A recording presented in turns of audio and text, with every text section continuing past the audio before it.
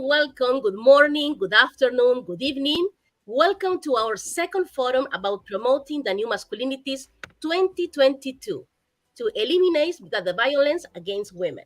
I'm your friend Samantha Morales, and in the name of our organization Net Human and Red Sororidad, we are grateful to be here with you all in this powerful event where we're looking for aware the conscious to the people because we are in the new world, in the new society with people with new mindset.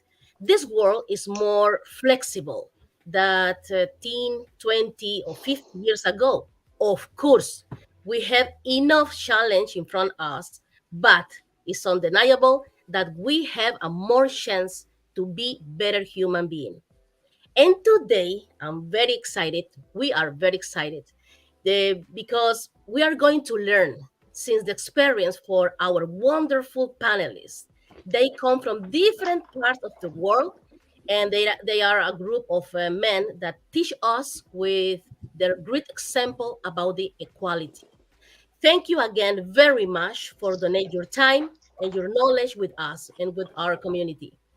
I promise you that if you stay with us today, you come back to your life, you come back to your home with more tools and knowledge that could help you to understand our new world. And with this, you can arise your conscious and you could become a new human being, and you could turn your life and the life of the people of your community. Today, we are going to share moderation with a great woman, with an amazing woman that I admire too much. And she's an engineer, she's a great professional, she's a passionate woman and human rights defender. Warm welcome, my dear Mirel Tolekima. How are you? I'm doing great. Thank you, Samantha, for such a great introduction. It is a very important conversation that we're going to have today, and these are the conversation we normally have among women, and we never include men. And it is time for to include them so that we can work together and make sure we eradicate all those violence that are occurring in the domestic environment, or even sometime in the professional environment. So I'm really pleased to share the stage with you today, and with all the amazing men all over the world that we're gonna have the conversation with. And I will not, we will not be here without our CEO, so the CEO of Net Human, Cynthia. Cynthia has been, working really hard on this organization, like you said, to make sure we bring value, we bring, a positive impact to create a better world for everyone, not only for women, but also for men as well, so that we can become better, human beings. So let's see what Cynthia has to say before we start the conversation.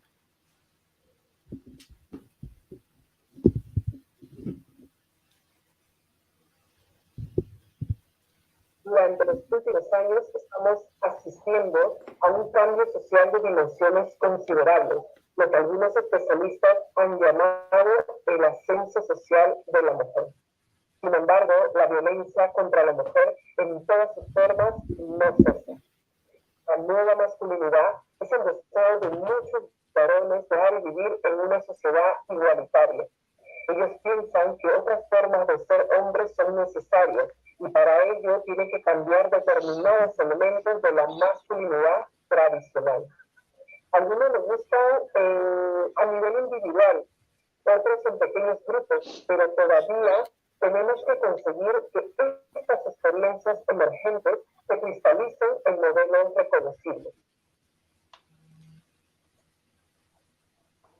Buenos días, uno dice. Bienvenidos a este segundo episodio promoviendo las nuevas masculinidades para eliminar la violencia contra las mujeres, organizado por Net Human. Esta propuesta es ideada en el marco del Día Internacional de la Eliminación de la Violencia contra la Mujer, que se celebra todos los el 25 de noviembre de cada año. Quien me saluda, Cintia Palomino Bulejo, yo soy la directora global de Net Human y los abrazo desde Perú. Quiero agradecer a cada uno de los panelistas que se han congregado el día de hoy para compartir sus conocimientos y experiencias y vienen impulsando acciones con perspectiva de género. Además, comentarles que esta propuesta tiene dos versiones, en inglés y en español. Ayer estuvimos reunidos con hombres de América Latina y hoy hemos convocado valiosos varones de África, Europa, Asia y Oceanía. Quiero agradecer a mis hermanas sororarias, Mireille, Viola, Paula, Caulín, Evangelina y Samantha, todas ellas directoras nacionales de Net Human. Y gracias a muchas de ellas, ustedes se encuentran el día de hoy aquí. Net Human es una organización global integrada por mujeres, hombres y poblaciones diversas, líderes sociales, empresarios, investigadoras, literarias, científicas, artistas, entre otras. Buscamos generar cambios innovadores en diferentes espacios sociales, fortaleciendo capacidades, brindando redes de contacto y generando alianzas estratégicas con organismos gubernamentales y no gubernamentales, empresas privadas, universidades y medios de comunicación que permitan acciones concretas en los diferentes escenarios y aporten al desarrollo y bienestar de su país, así como los desafíos del mundo. Bienvenidos a cada uno de ustedes a este maravilloso encuentro.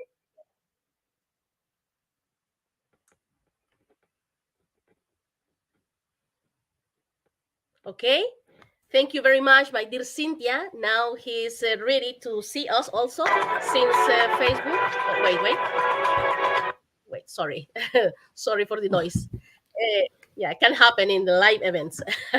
Okay, let's start with maybe we miss Froilan. Maybe Froilan is here. Not yet. Yeah, maybe I think that Froilan he has trouble connections. No, it's not here. Okay, maybe he can join us during the conversation.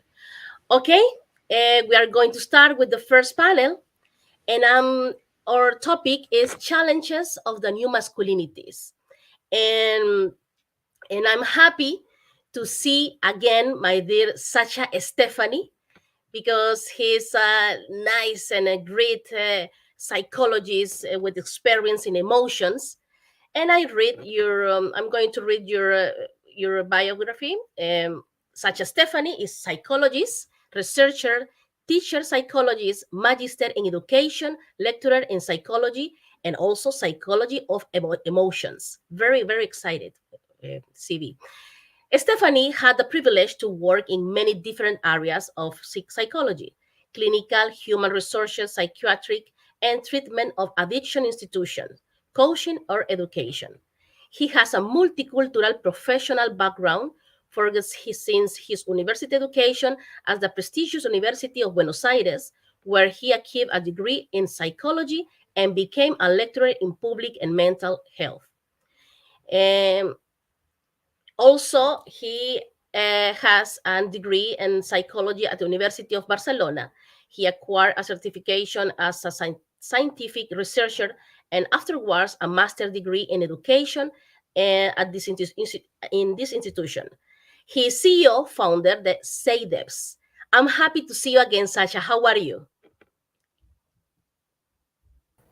Hello, Samantha.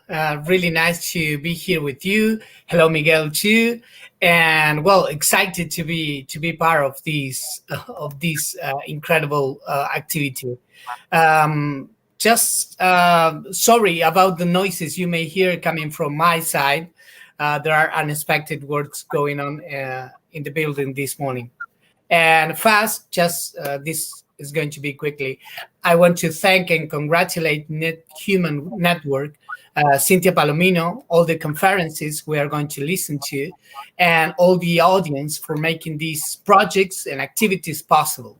It's an immense honor to be part of this forum today, actually the second forum, to analyze together and learn, like you and Cynthia mentioned before, about masculinities as a pathway to contribute to eliminate social, psychological, and physical violence towards women, which is actually an exercise of violence, not just against women, but also to our children, against man itself, and finally to the whole society, blocking and obstacling our way to a more developed, efficient, egalitarian, and happier society. So thank you for having me today.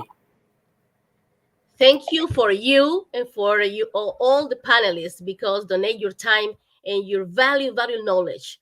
And now we have the pleasure to present to you Miguel Lázaro. He is consultant, researcher, and trainer specialist on masculinities and gender. He is member of the steering committee of Men Engage Europe, co-founder of Me Engage Iberia, and co-founder and vice-president of Masculinidades Beta. He has a specialist degree on all masculinities, gender, and equality from UMH in Spain. And he has research on public policies and private initiative to engage men and boys in gender equality and gender violence prevention. Warm welcome, my dear Miguel. How are you? Hello, Samantha. Very well, thank you. Very happy to be here as well. Hello, Sasha. Nice meeting you. Very honored to be engaged in this forum, which I think it is very necessary, as we must start focusing on men and boys and our responsibility to end this violence against women and girls. As of course we need to empower women and protect women, but men and masculinity somehow, well, not somehow, it's like definitely we are causing the problem. So we must really address the roots of this problem, not just dealing with the consequences. So very happy to be here, and thank you very much for inviting me. Thank you for you accept this invitation. And also I have here the Dr. Froilan Mobo. He has problem to connect with us today, but he comes from Filipinas. And he's assistant director for research, development, and extension in research and development in his company. And maybe during the conversation, he could join us. And always warm welcome, Dr. Froilan Mobo. And let's start with our conversation about the topic challenges of the new masculinities. And I want to know and make the question to Sacha. Sacha, almost all the transformation and the history have been accompanied with other social events. Yeah. Are the new masculinities isolated from other social transformation that we have seen in the past decades?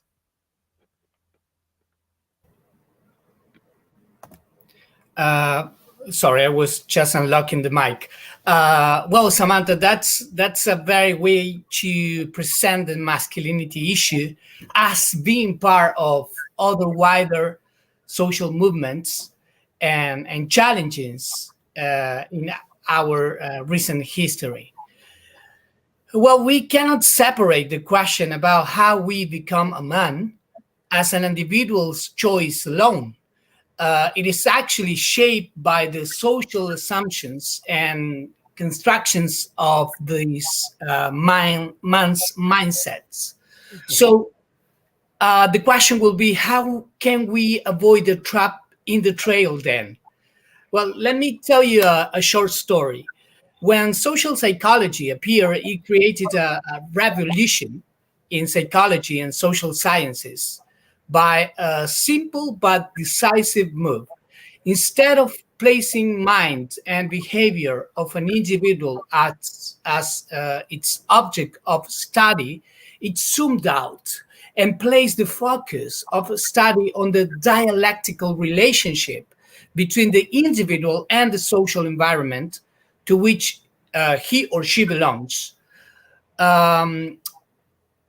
Well, raising the point of observation to the very connection between the individual and society meant that our personal categories for understanding the world, to a larger extent, are conditioned by the social and cultural reality of each time period.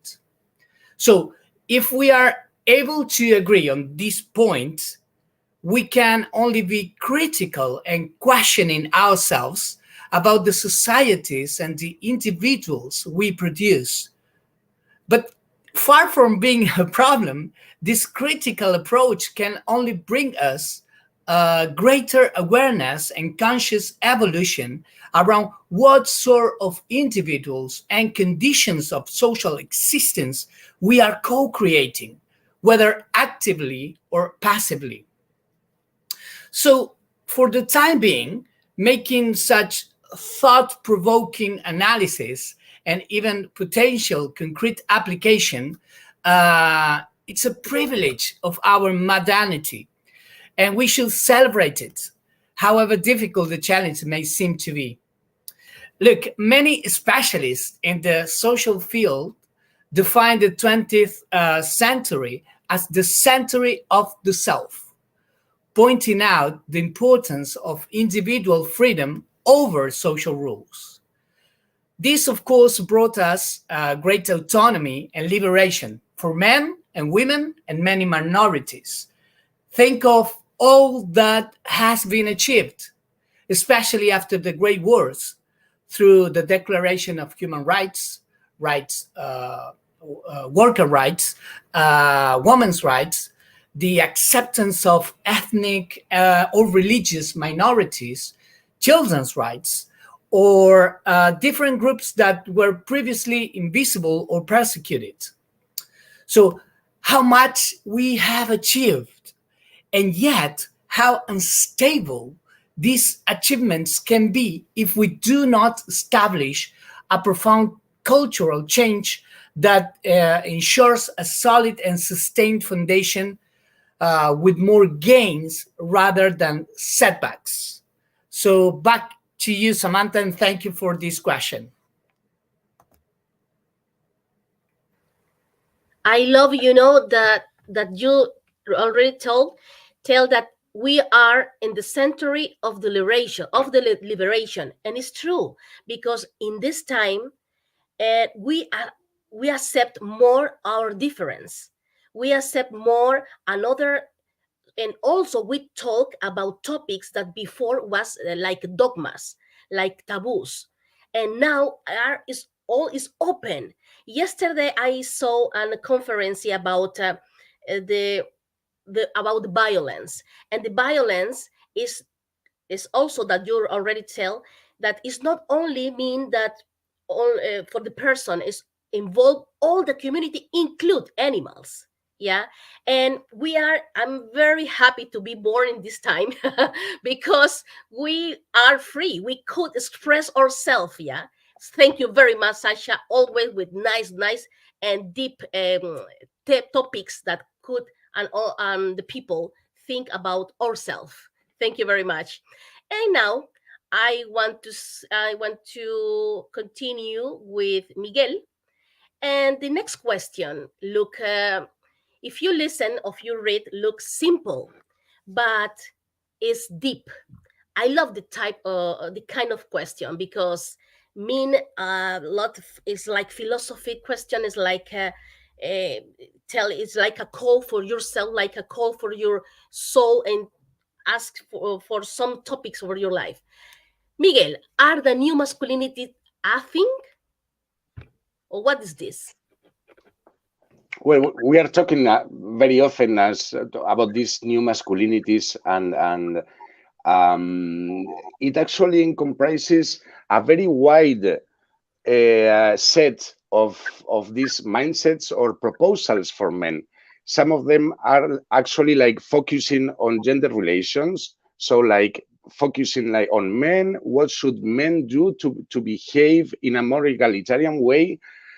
But there are also some proposals that they are labeled as these new masculinities that actually they are they mean some kind of backlash. They are reinforcing some traditional ideas of masculinity, asking men to find their true manhood, their real this alpha path. I mean, there is a huge way of thinking that actually comes is not that new. It comes like from Robert Bly and all this mythopoetic way of thinking. Like it's definitely an answer to the challenge of the feminist movement and women's liberation movement. And like there were some men that were claiming like we need to go back to find our true roots, the true, this real manhood and everything, like these polarities, you know, like we claim like when a man expresses his feelings, his emotions, this is somehow his female side, and it's like no, this is his human side. Like emotions are not a sign of femininity, it's not some female related thing, it's just human. Then we must actually wonder, what are we talking about when we talk about masculinity? Is masculinity wiping out? Is masculinity erasing the humanity in boys and men? Because we must fight this like our emotional side, our feelings. We don't know actually what to do with them. We don't know how to express them. We just become this kind of boiling pots that we only express our emotions when we cannot handle them. And actually we are only allowed, we are taught to express them in a violent manner, because this is somehow like accepted because you are a man. So it's something we must discuss much further. As Sasha said, like masculinities are changing. It's not something that you can isolate from what's happening in the world. Like feminism and women's movement really have changed the world in the last century. I mean, last century and a half, or maybe even for the last 2 centuries. And I think we should start talking about men and boys, you know, because it's like it's not only like the gender construction the problem, but we as persons educated in this masculinity or this manhood, we have the power to change. We need to change ourselves. We need to change the relationships with the people around, with everybody, with men, boys, with women, with girls. Of course, with environment, with the animals, because like men, we are educated to be the predators. You know, like we don't care. We are this goal oriented. We just have to work for what we are. I mean, we have to fight to gain our objectives and the power. And I really think these new masculinities is something we must somehow like put in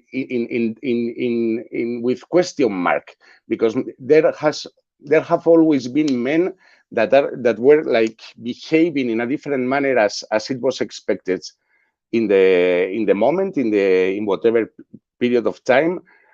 But this was never enough. And sometimes I think with these new masculinities label, we are covering as well some attitudes or some discourses that are actually against equality, against gender-based violence prevention. And I really prefer talking about men and boys. Thank you, Samantha. I hope Froilán will be able to join us. He appeared. Yes. Thank you very much, Miguel, for your answer. And it's true, you know, um, we all know that the humans, we are changing every time we change. Yeah, the human being is already changing, but we cannot expect a good change without education. Yeah, the education is very important to go to further, but in a good way. Without education, maybe we are lost. But we need to learn more about new masculinity. This is the first thing that we must do, and if we want to understand more the new role and the new society in this time. I'm happy to see that Dr. Froilán. How are you? Can you listen to me? Yeah, we have here the Yes, Froilan. ma'am. Hello, Yes, yes. ma'am. Yes, Can you hello. listen? Good evening. This, from the Philippines. I just arrived from my work at home right now. Okay, welcome, welcome. And now I have a question for you, Froilan. Yes, sir. Yeah, sure.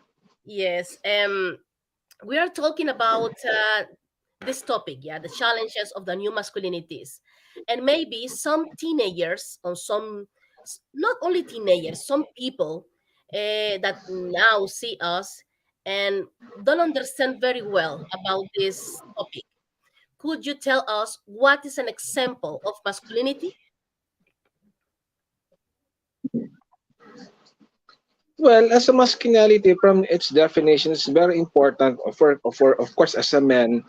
For example, me as a man, I should be a role model. For example, in our community, so that the young men, the teenager, will be inspired for us. For example, if I'm doing good things, I'm the part of that, it will influence the teenagers, and then it will follow. So from there, of course, as a leader, as a global leader, if you are a good leader in your community, those teenagers, those young men will follow you, and they will be able to adopt good virtues from what you are doing. Because if you're really representing and become a good leader as a man, which will take responsibility enough in every endeavor, definitely that thing will be part of creating a new culture that will enhance for you, and it will become a new model that it will be followed, of course, by the young men, that they will understand that being a man, it takes a lot of responsibility, and it should be, of course, be strengthened enough. Because as we define masculine as a man, it should be well, we should be responsible enough. Of course, with the changing world of right now, where if we're talking about equality, of course, men and women, there is a rule that we are equality in terms of policies and guidance. But as a man, we should be responsible enough to take actions, to lead situations, cases, and it will be a good sign that those young men or teenager will follow us, ma'am.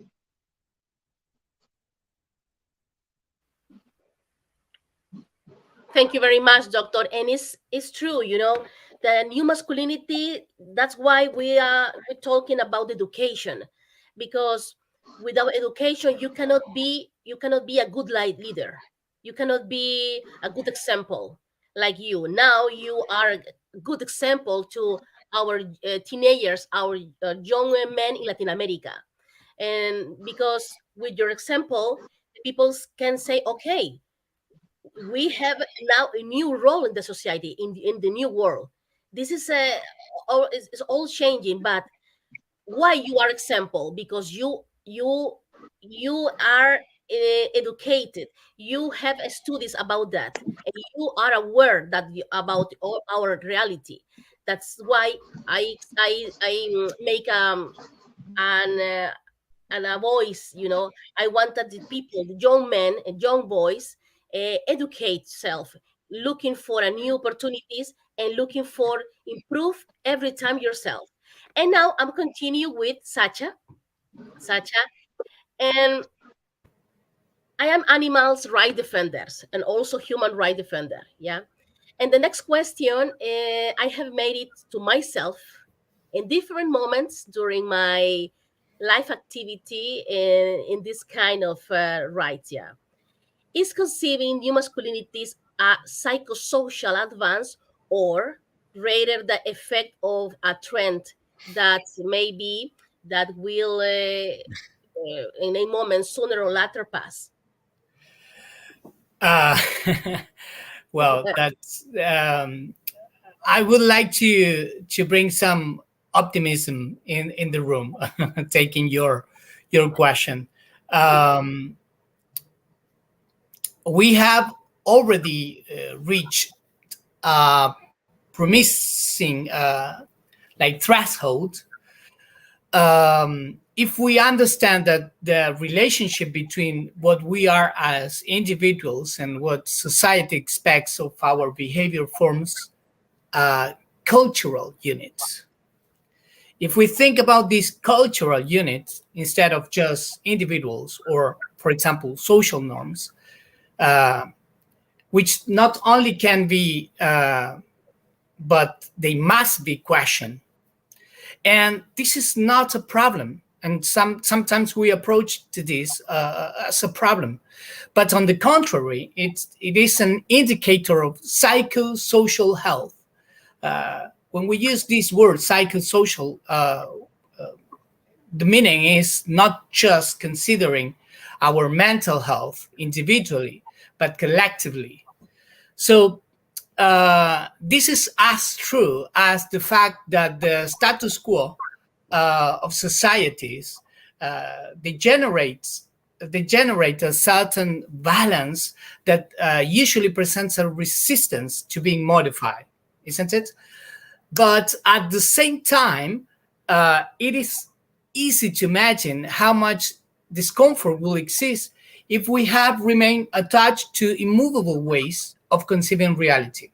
Can, for example, anyone imagine a world where that according to the color of our skin, we were assigned tasks or roles, or to go into a secluded area on a public transport, or on the other side, because of gender, we will not have the basic same civil rights, like voting. Well, all of these used to be different, and in recent times of history, although today seems distant or strange, especially for new generations, it is thanks to the questioning and cultural transformations that we as societies have given ourselves a different type of society. So one of the things we explain whenever we have the chance is that the most evolved forms of intelligence are produced thanks to the fact of gregarious, or the ability to make groups, and social characteristics we have. So imagine that the chances of survival and the adaptability of a species multiplies exponentially when its members are able to communicate effectively to solve complex tasks. Plus, mammals species, they show highly immature and dependent offsprings to enable a special form of communication, the emotional one. So humans, in particular, are the most intelligent thanks to its unequal vulnerability and dependence, which is actually on the contrary side. It's like lacking logic. We are so intelligent because we are so vulnerable and dependent. Think about this. It must we as humans, we must spend years to achieve an autonomy that goes gradually growing to the emotional, cognitive, and physical maturity. Note that up to now, I haven't gone into the male-female difference. Why is that? Because beyond the gender, we all transit equally through the same vulnerability that determines us as a species. So, yet, if we do not take seriously the emotional component of behavior, and I'm trying to address the question here, it's something that we have been dedicated to study the psychology of emotions, as you mentioned before, for years. But if we if we do not take into account this emotional component, we will have these social roles pass from generation to generation, creating cultures where, for example, men are not allowed to express emotions, both in their intimate relationships, neither in their social groups. Mhm. It is said men are not allowed to cry. But then we got surprised to know men's suicidal rate, it's at least 3 times higher when compared to women, or that domestic abuse and violence is being performed by men in more than 90% of the cases, according to some studies. So that's why I think we are not um, working here with a trend. Yeah. That it's something that it's gonna pass in the next year. It's just a trend, and not for thinking about masculinities, neither to think about feminism. Mhm. Back to you, Samantha. Thank you very much, Sasha. Yes, this is not. We share the same opinion. This is not trendy. No, this is an effect. Because our mindset is are going to up, and we are going to in a new transformation in the world, in the conscious of the world, of the human being. This is not trendy. This is only the welcome for this new mindset, for the new mentality, for this new ideology. And I told you before that I am. I think about the same question because I am a human, animal and human rights defenders, and I say, oh, I hope that this is not trend, because I'm not. I don't put I don't put my effort for trendy things, yeah. And we must to put all the efforts that those topics, those themas, masculinities go every time in every school for every children and in every space. And this is the first time, the second time that our organization make this event. And sure, we are going to do more and more because we need more knowledge. And now I'm continue with Miguel. Uh, Miguel, the new masculinities involve change. Yeah, we all know. But what kind of change in men and boys are we talking about? Uh, well, it's a very interesting question, a very challenging question as well. Many things were already mentioned by Sasha and Freilan. We need men to women, men and boys to recognize and to acknowledge this vulnerability that Sasha was talking about, this emotional world, these feelings, and we need as well men to become role models, as Froilan was saying. Like we need. I like very much this theoretical model and practical model of the man box.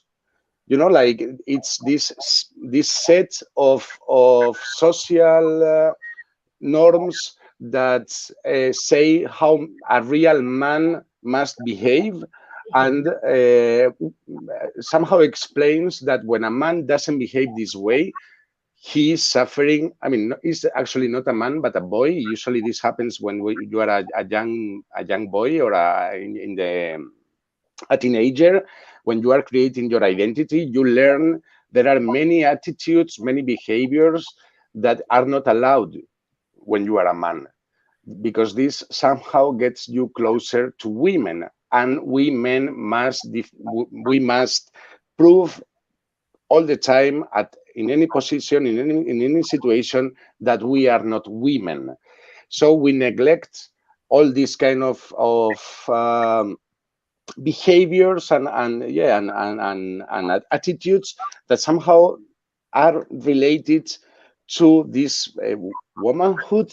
But actually the key point here is care. Like men are we learn in our socialization process and education process. We learn that um, being a caring person, to care about others, is something that is not what a macho should do. Like we protect, but Yeah. we don't care. We don't learn how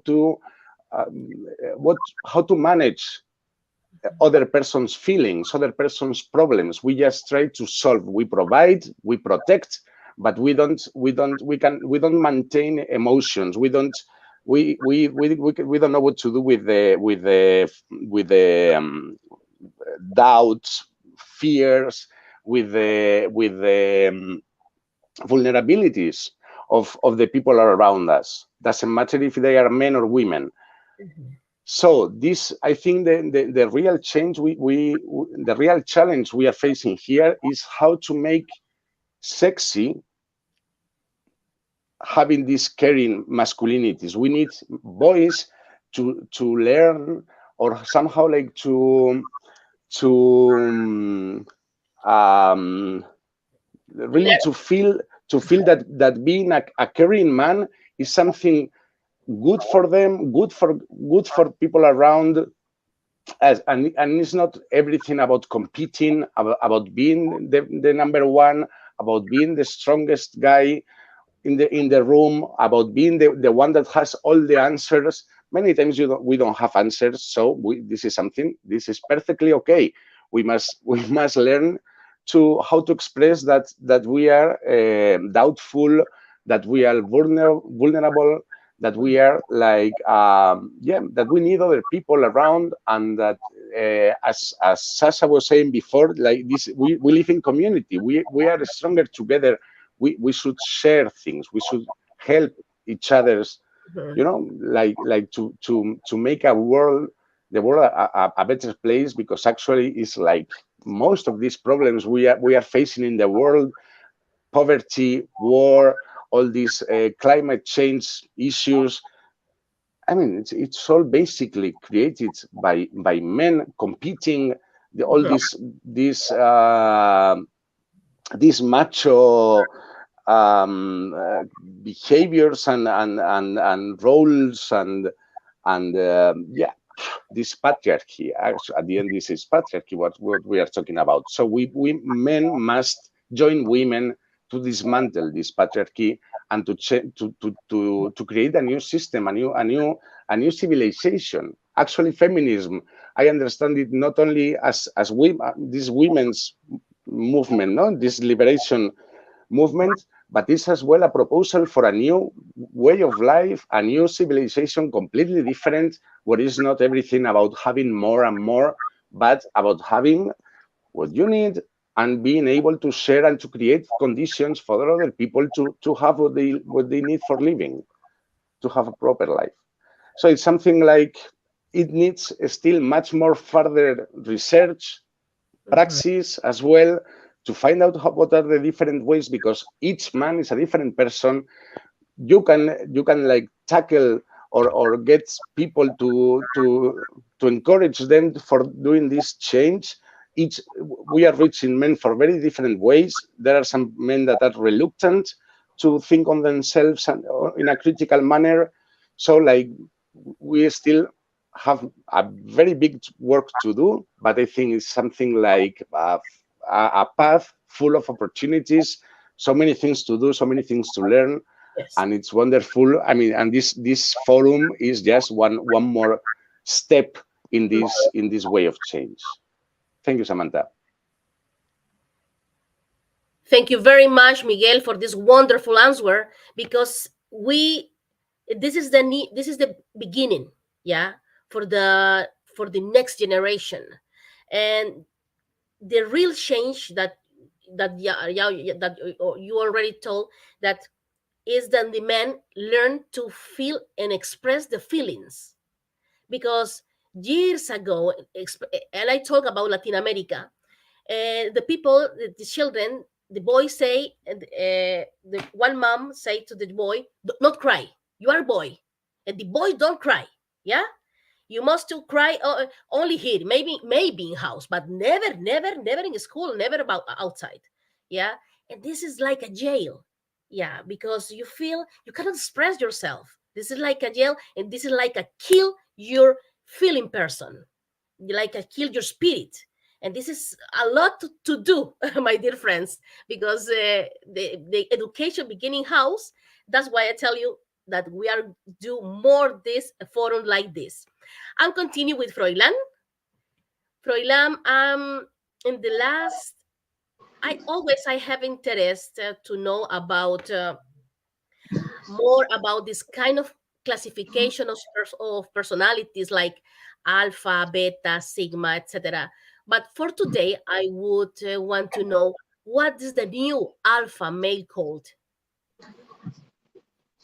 With regards to that, about the new alpha beta, of course, on my part, in my own definition, of course, part of that, as we are going to define that, of course, it has an integrity, which is, of course, motivated by conviction, not comfort or convenience, but, of course, determined by physical strength, which is on part of a man, but rather the strength of its characteristics. And of course, it is not a matter of how much wealth or a power a man has, but he does with the wealth and power. So a true man is has a courage enough on his own conviction, and of course in his own source of tenderness, in a place of safety for those he loves. So that's my own perception and my own definition about the true meaning of that alpha beta. And of course, part of that, it has authenticity, and of course, that is to measure the strength and worth by who we are, not only what we have, but of course about what other are saying.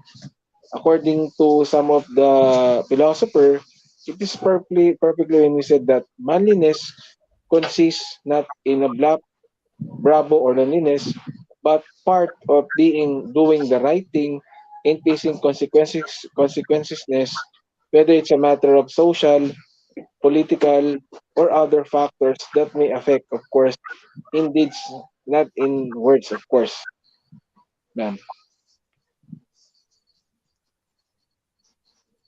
Thank you very much, Froilan. And this is the question also, who we are. And if you see here, all the answer, almost all the answer, going to the feelings, going to the know who is the person, the spirit, the soul. Yeah, and this spirit and soul was lost in years, decades, years ago, because and the men was not allowed to express the feeling, express who they are. And now is the time. I'll continue with Sacha with the last rounds of questions.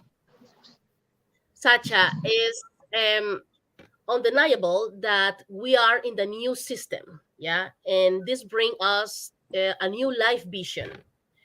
Why are we finally socially confronted with gender issues, and what aspects can be key to a resolution? Yeah, it's important to these forums and activities to come to light, to have more presence in the media, uh, because it's actually, well, trying to find ways to resolve the enigmas, the debates we have, isn't it? So let me say first, I love the way Miguel put it, with all these specific knowledge and experience on the topic uh, he has. Uh, and I love the sentence about we should not think masculinities as a man thing, but a construction instead from infancy and through young age. And that's something that Froilan complemented brilliantly, pointing out the importance of role modeling in this process. And well, I will say that the gender question, Samantha, it's ultimately a question of human conflict. And human conflicts are an issue of power, where differences are used as ammunition to state a position of power. Often we misunderstand how power works. Mhm. We tend to think of it as a Machiavellian or evil effect, where one person gets a satisfaction from the subjugation of the other. And sorry to disappoint now supporters of the dramatic polarization, but the truth is very simple and clear. Um, Striving for a position of power, it's independent of gender. It's a commonplace for any human being. We were talking before about human vulnerability, how it's general for all the individuals and its conditions for the development of higher intelligence, and how this is independent of gender, right? Well, on this point about power, there is also no distinction a priori. Of course, we have deep and serious consequences later, a posteriori, of the pursuit of that power. That's true. But let's think together. Every human being will seek to achieve a greater degree of satisfaction and reduce their dissatisfaction. So fast it's expressed in the corporal or body, which is actually our first language. But immediately it will be tied to a bond with the other as an factor of care and attention that will later we shift this as the concept of love, which is the dedication of other towards me, which goes through the acceptance of this other of me. And all is based on a negotiation of certain limits. So power, it's always been exercised, and we are exploring the difficult relationship of giving free rein to my own satisfaction, as long as it does not imply that the other withdraws his acceptance, care, and or attention. This is to say his or her love for me. So it is in these power seeking relationships that all the cultural constructs will be placed. It's upon on them, which will be offered as shortcuts to mediate these relationships. Obviously, they are not generated in a vacuum. They depend on the emotional needs and the ways of satisfying those needs that are specific to our humankind. So, throughout the ages and cultures, we will find rules more or less fixed, more or less stereotyped, that regulates these relationships. They also have, on the other side, a highly pragmatic meaning and are generally linked to social, economic, cultural, religious, and or political interests, as we know that, which makes this interdependence really complex.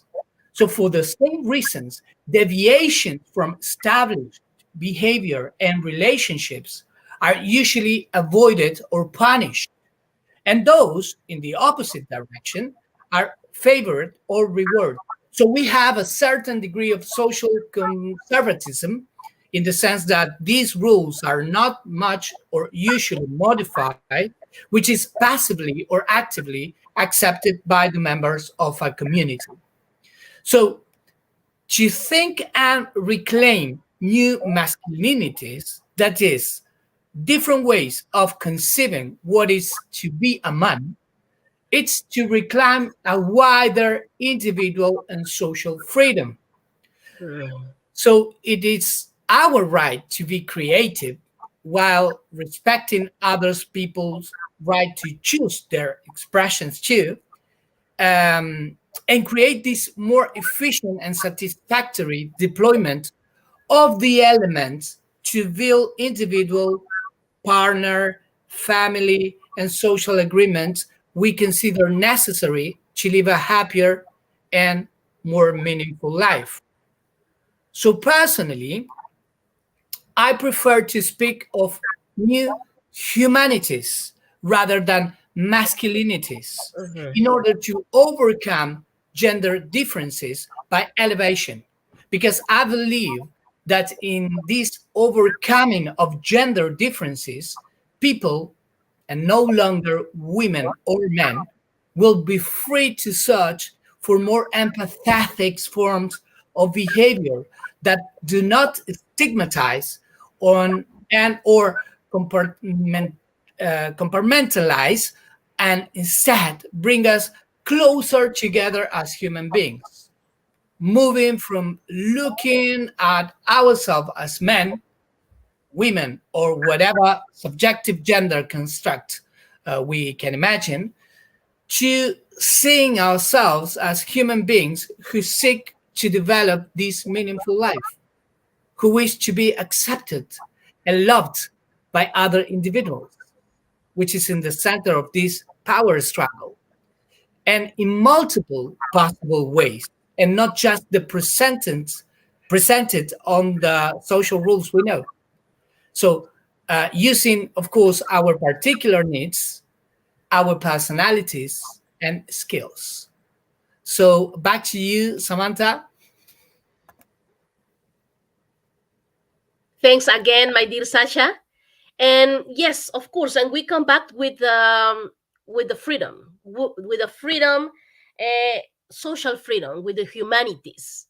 Yeah, and I think that this topic now have this has this name, but later through the time, through the develop new ways to educate the population, maybe the topic all also are going to change. Yeah, but all means, yeah, freedom. I like this. Okay, Miguel, I'm continue with you. And as a professionals, yeah, we are here all professionals. We have responsibilities. We build fair societies. What can we do as a society to engage men and boys in the system to change towards equality? We can do so many things. Yeah. Um, I want just like to take this issue of power that Sasha rose, that is something like so important, because actually, yeah, we need to work with boys and men for this thing of emotions and crying and everything, but this is only a part of the problem. Like we must acknowledge as well that we as men, we have a power, we have these privileges, and this is something we cannot just like avoid talking about it. So it's the new masculinities is not only a thing about educating men or allowing men to express their feelings, but it is as well a change that must recognize these power dynamics, recognize that we as men we have all this privilege that's in the economical system, in the labor market, in the our safety, in the streets, everywhere, about sexual harassment and everything. So we really need to work on this as well. And we men, we need to reject these positions of power. Sometimes this means like stepping down from whatever kind of I don't know. Usually, this is in the professional field. This is very clear. Sometimes, like there is some kind of automatism to promote figures, usually male figures, and sometimes we just need to step down and to allow other persons, women usually, or people from minority groups, not to occupy, but to take this space. And what can we do as a society to foster this system change? I think we should question these gender roles, these gender assumptions on masculinity, on men and boys. We should do it on every chance we have. This is something I always I advocate for what we can call this gender perspective applied to men and boys. There are so many problems that the men are the big, so many social problems that it are men who are like the ones there, like this health and safety at work, road accidents, suicide rates, gambling, use of drugs, this binge drinking. All these kind of problems are connected very directly to gender, to manliness, to manhood. So many opportunities that you can work with men without even mentioning equality or even gender. You know, you can prevent all these social problems working with men, just challenging what they have learned it means to be a man. And this is something I'm completely I'm a big believer, let's say, that when you are challenging these things, you are as well contributing to reduce violence against women. That at the end, this is what we are talking here. It's not only about if we suffer men because we cannot cry. Yeah, this is a big issue. But the problem is, how can we prevent gender-based violence? And I think that challenging these gender norms, challenging that we men must be always these providers, protectors, we must be violence and so on. And we can do this in so many fields, from the public action, from private action as well. I really think we are as well fostering changes in these mindsets that we have as educated as men. We are as well like giving men other tools to behave, to have social relations, to have their relations with their couples, wives, children, family, friends, and so on. So it's something like we must really, we have the tool. It is this gender perspective, but gender doesn't equal women. Gender equals men as well.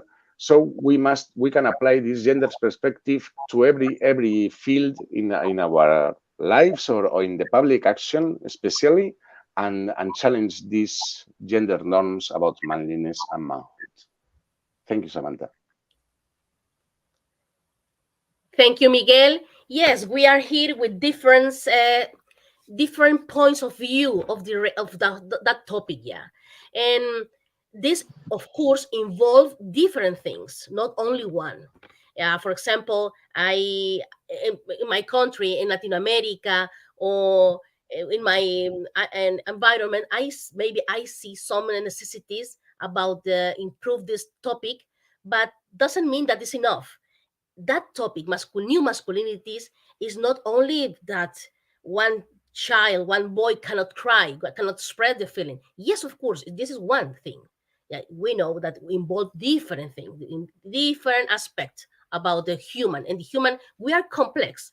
We are not easy to study. And we have a mental body, physical body, spiritual body, mystical body. We have different kinds of to study, and human being is not easy to say this is the way. We have different ways with different vision of the life, vision of the topic, vision of about something. Thank you very much, Miguel. We are continue with Froilan, and Froilan, and this is nice question and very interesting. What age is peak masculinity? Age, probably at maybe at the once they enter the adulthood age, maybe around 10 to 12 years old, if they are now if they are responsible enough to take the challenges and they understand the instruction which is being set by their parents, because you know uh, young men right now, or male youngster, they tend to be responsible if enough if their parents, most likely if their father, they foster them with good attributes. Of course, if they guide them, definitely the young ones will be able to follow them, and they will be able to uh, be given a good perspective. Part of that, to understand the responsibility of being, uh, of course, a man that will take charge of everything. Of course, they will be able to know the model of gender norms and adult sexuality, and probably about how to provide resources. And of course, they will be able to know about how to offer nurturance and support. And of course, they will be able to know how to manage and maintain basic family unit. That is basic part of how they will start, probably with that. Thank you, Froilan. And we could start with the children since house, since born, yeah, with this new ideology, this new system, because from home, from house, it's not only in the school, all beginning house. That's why it's very necessary that these topics we could share not only with men, only with women, with family and all complete family, because it's not in this when the children going to the school has now already in in mindset or in some package that the family give to since first day born, yeah. And okay, we are going to finish with this first panel, and I'm very grateful to you because we have to learn a lot different things.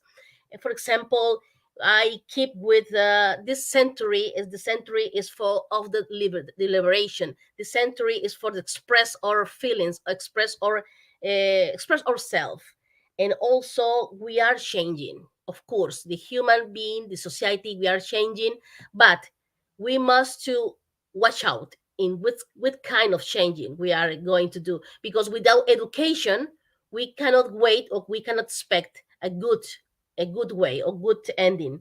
And also we must to take action, and not only men, everyone. And these topics, these temas, we must to share to every people in our community and since school, of course, but we could share with first of all with families. Thank you very much, Sacha, Froilan, Miguel, for sharing and donate your time and knowledge. Was very good, enjoy very good time, where was gold time. I don't know if you say your 1 minute to say goodbye. Thank you very much. It was really interesting. Thank you for inviting. Same, thank you very much. I'm grasping to this idea of making the idea of these emotional men something sexy, as Miguel pointed out, and cool in a way.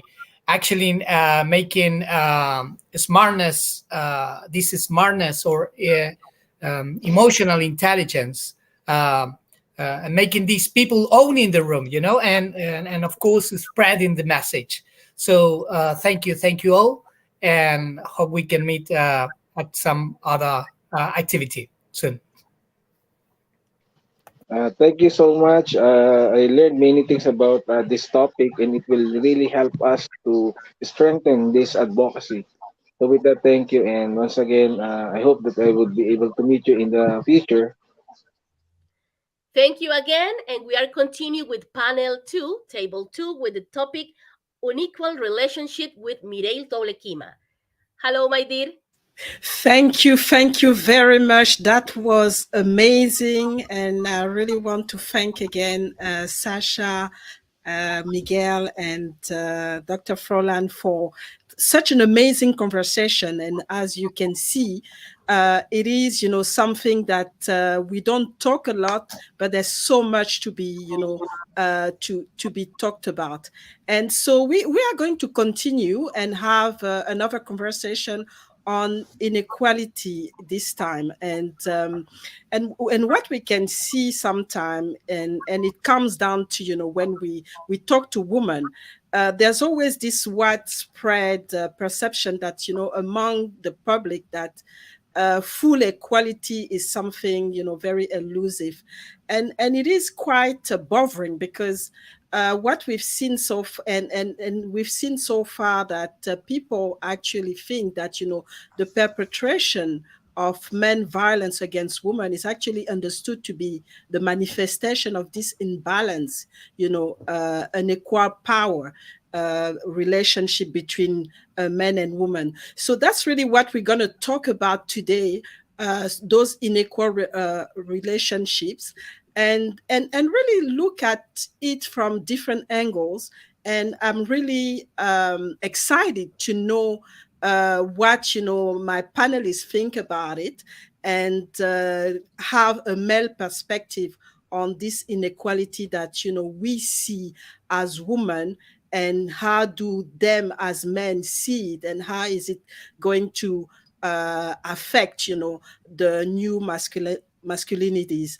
And so I would like to welcome the two participants today, the panelists.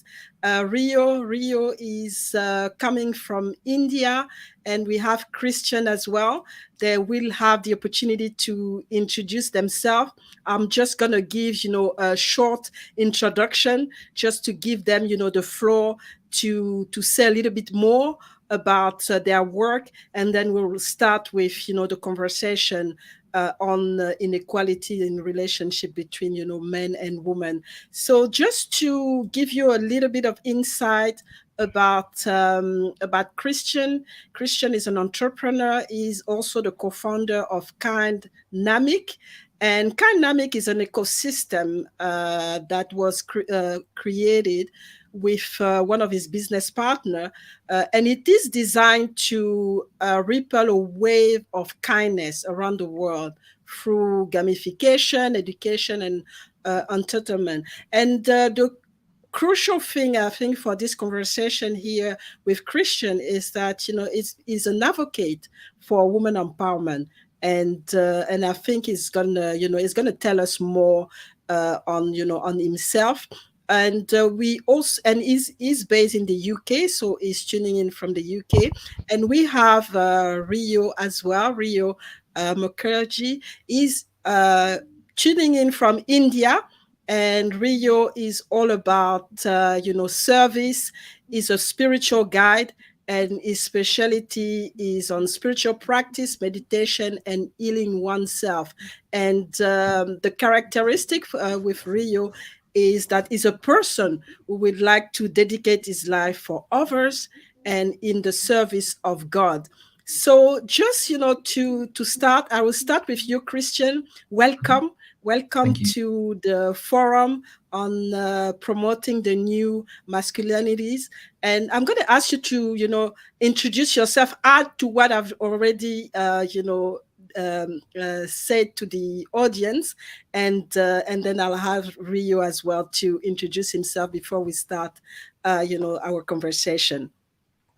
Thank you, Muriel. Can you hear me okay? I can hear you, yeah. Definitely. Beautiful. Hi, Rio. And thank you to Cynthia and everyone else that's been on the platform. It's a fascinating opening table. Touched on many of the points I suspect that me and Rio are going to expand upon. Yeah, sort of background really just very briefly, eclectic, started in television, 8 years, working at business news, creating all the on-air content, so pushing pixels. Then I went and spent 10 years learning all about the human body, human mind, self-development and energy work. So, sort of the inner journey and then the outer journey and how that's reflected in what we do on a day-to-day basis through my personal training journey. And then for the past 5 years, sort of been focused on, like you said, sort of entrepreneurship and what that entails. How do we think like on the bigger scale, what we're here to do and how we're showing up in the world. So sort of an amalgamation of everything I've sort of learned from a professional standpoint, really. And, it's an exciting journey, and to step into the role, being a father myself with a 13-year-old daughter, supporting several groups from a feminine empowerment perspective, really. So that shift it's not about taking power away from men, it's about shifting the power to be balanced. I think that's from a spiritual aspect as well, how we show up in the world, and hence dynamic. If you actually break it down, it's got kin, K-I-N, family, DNA, humanity. What is that? Humankind. A spiritual, soulful journey embodied in a human experience. And then the mic. How are we sharing that message? How are we absorbing that message? What are we interacting with on a daily basis? How's the energy of that affecting us, i.e. our environment? So the mic, that's the ripple effect. So yeah, and obviously kind and dynamic, dynamic movement of kindness, and dynamic being the origin of self. Who am I? What am I? So with that, over back to you, really. Yeah, thank you. And I really like, the way you defined, the woman empowerment, because a lot of, people think that it's actually woman taking the power. And I like the fact that it's rebalancing things. It's not about taking any power from anyone. It's about rebalancing and shifting, to get the right balance. So thank you, Christian, for that. We have Rio. Rio is tuning in from India.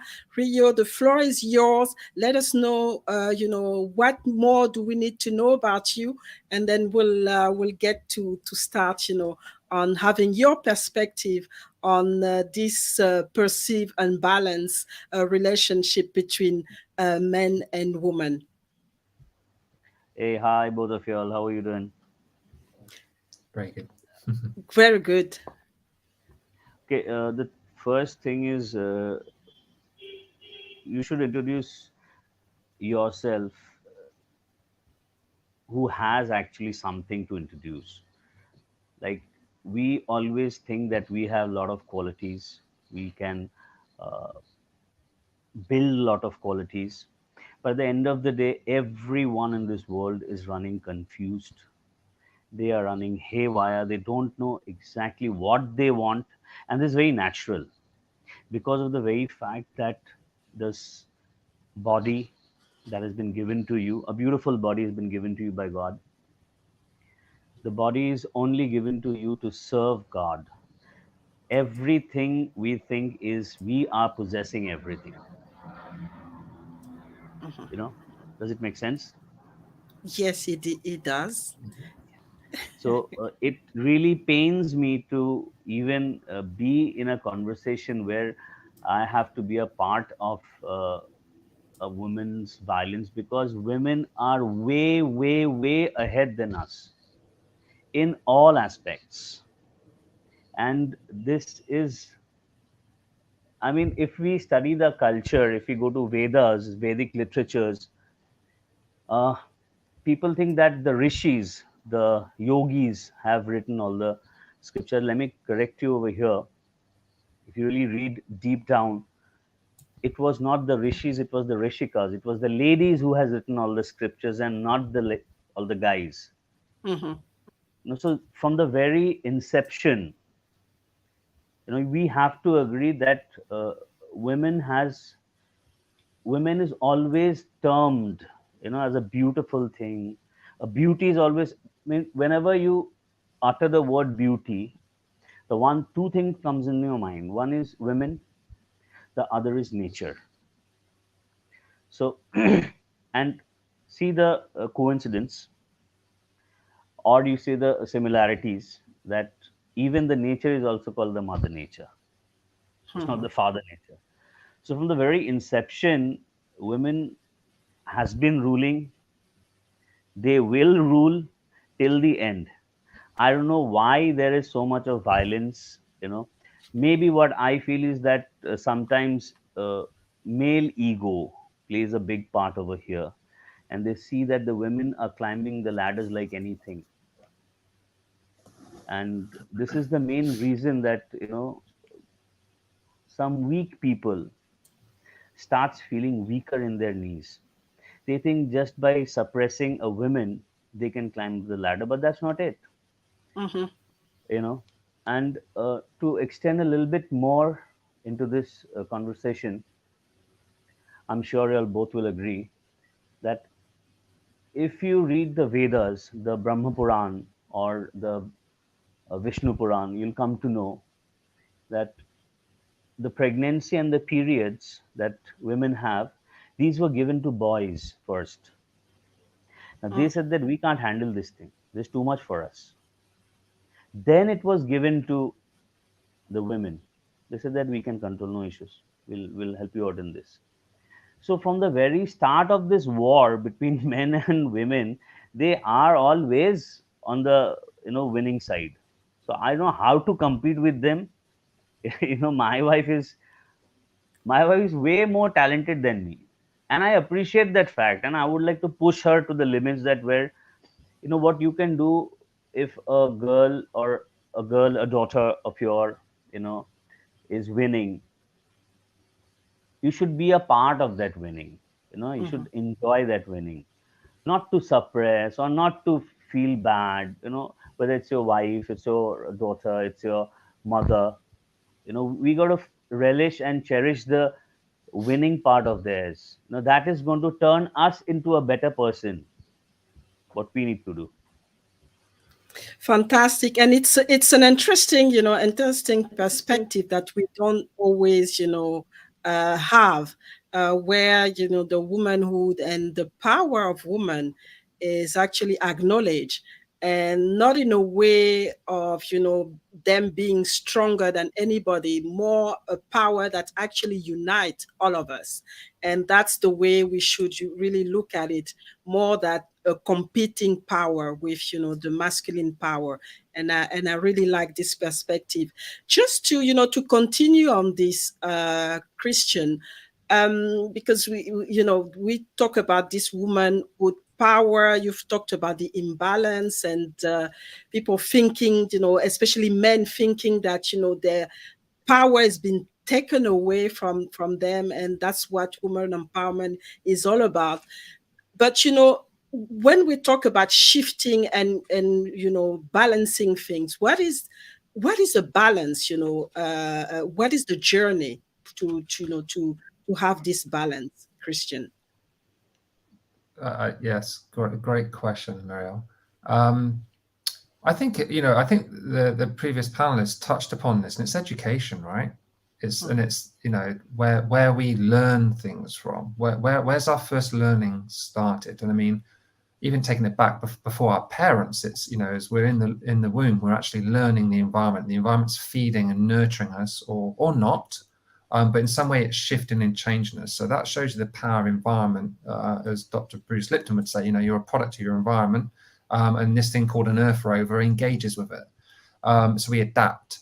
So I think when you're in a loving, nurturing, naturing environment, as Rio just said there, by connected to Earth, connected to going out in the garden and standing on the grass with your shoes off, things like this, or being in nature, rather than the concrete jungle that a lot of us inhabit around the world, which is sort of desensitized and denatured, then I think that's a fundamental process that we perhaps some of these things we skip, and there's a lack perhaps of people that should be promoted within the media channels and elevated. So if we think about like the modern day movies and our modern day media, where are all the sheroes, right? But rather than sheroes being emulating man's power, so you think superheroes, the Shiro should be elevating the qualities we embrace as traditionally labeling as feminine. So while I was listening earlier, I was going, if we're going to redress the balance, we need a new word. So I coined a new word, and it was humanine, as in human, as in like masculine, feminine, but it's human. We're human first, but before we're labeled as a male or female. So humanine, it has 9 in it, completion. So that then tells you what the potential is of our journey here, which is, I read a lot and have been listening a lot to Dr. David R. Hawkins, over the entire period of that thing called lockdown. And he talks about the map of consciousness, and I know Rio will be able to expand on this in a beautiful way with his knowledge and wisdom that he's been deep diving into. And that map of consciousness, when you think about that, that's about frequency. That talks about energy. So when we were talking about emotion, motion, energy in motion, this plays a part of how we navigate the world, and it's all wave and particle, right? So on that basis, I think, fundamentally to readdress this balance, it has to start with how we educate our children and how we educate them, not only in the schools, but how they're educated in the family environment. Who are their mentors? Who are their wisdom elders? We've lost that tradition of wisdom elders handing over, traditions of the tribe, specifically, certainly in the Western world, and that needs to be redressed. So that's one area perhaps to expand upon. Back to you. Fantastic, and it's important to go back to the domestication that we go through, as we grow up, as we're really being brainwashed to have this type of ideas, and recreate and continue to create this imbalance that is causing so much harm. And in this case, because we're talking about gender-based violence, it can go to violence, and it is important, like you said, to rethink all of this, to go back to the basic. And I like the term that you used, humaning, because we are human first, and we have to build on this, being human, to be able to grow together, and not create a division in a way, and a division that is causing so much harm and so much violence in our society. So thank you for that. So Rio, just wanted you to expand a little bit. I know you started to look at it, to mention it in a way, is why shouldn't there be discrimination between men and women? And I think you already alluded to it, but I just want to hear a little bit more, on what you think, and really, what you advise and advocate for those who are listening. First of all, I believe that only comparison and discrimination can happen to one's equal. So we are not equal. They are already on a higher pedestal. So there shouldn't be any comparison. Okay, let me take you back to your childhood. When you were a child, the first word when you were born was said mother. Nobody says father. The first time when you get hurt, you rush to your mom to get the comfort. So the comfort zone always lied with them. It was never the other way around. As the evolution, as we evolved day in and out, then seeing the surroundings, the environment, the guys little tried to imbibe those qualities from them. Today there are a lot of good fathers like Christian himself, who's trying to mentor his daughter in a very different way, which is appreciable. But I'm sure that Christian in his childhood has got the same values and the uplifting in a very modern and ethical way, so that he can pass on to his generation, and the thing will obviously move on to from his daughter to their generation. So I believe the gender that we are talking about, the female, they're always on a higher pedestal, and we got to respect that, not to not to go violence on them, not to the very fact that we even think of violence in our head for them is a imbalance to nature, because you cannot. The moment you start, whoever starts respecting the women in the house, that house is ought to be happy. Because if the women excuse me, the women of the house stays calm and happy, everybody is happy. You know why? It's not because of her stress, because they generate a different energy that we lack. Come on, we got to accept that. You know, we are always in tension, we are always, anxiety prone. We are always thinking way ahead. What is going to happen in the future, what will happen tomorrow, day after, this, that. They live in the present, if not 100% now due to the world's condition and whatever, but at least 90%. That's a huge deal, that's a huge thing. So I believe that the word respect comes into my mind. A Christian must have heard, I don't know if you have, Mirel, if you have heard or not, about Krishna, the Lord Krishna. So the Bhagavatam, it starts with Srimad Bhagavatam. Now Shri is referred to Shriji, which is Radharani. So here Krishna is saying a small thing. Now Lord Krishna is the Lord of the universe. So he is saying, he is begging, almost requesting, who is generating everything in this world. Everything is possible to him. He is requesting Radharani, saying, there's a small verse that I'll say, very small. Samaskarala Khandanam Mama Sirasi Mandanam Dehi Padapallavam Radhike Udharam Dehi Padapallavam Radhike. So what he's saying in this dialect is that, dear Radhika, he is in immense love with Radhika, and she is also a goddess. He is saying that you take my power, you take my crown, you take the universe, you take whatever, even my life, for only small thing. Please allow me to touch my head on your feet, and my everything that I possess is yours. I don't want anything. So if this level of dedication, if the world's universe person can show, then why can't we show a very little, very nominal? And that's what they want. They don't want, a lot of things from you, like cars and this and that, materialistic thing.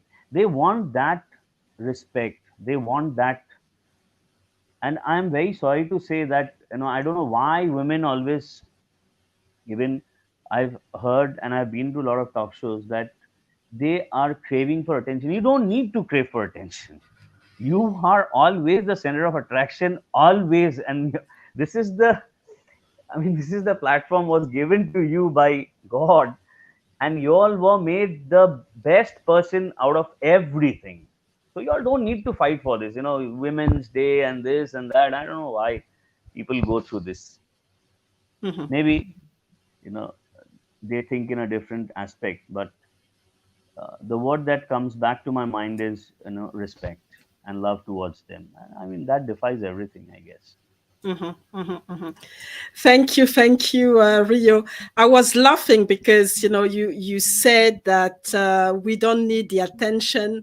We already have the attention, but Yes. yet, when we look at things in the world, the representation are always, you see all the status, everything is about men, and I think Christian mentioned as well, on TV everywhere we only see men. And I'm going to come to Christian on that because one of the things is that, where are the female heroes in all of this, because Rio is saying we should not crave for attention, but at the same time, where are those role models that can actually help us to feel strong, to feel, that we have some power and really regain this balance that we were talking about at the beginning? That's a great question. I mean, I think, picking up on what Rio just shared as well, it's, we've got to look at the power of language, the word. right?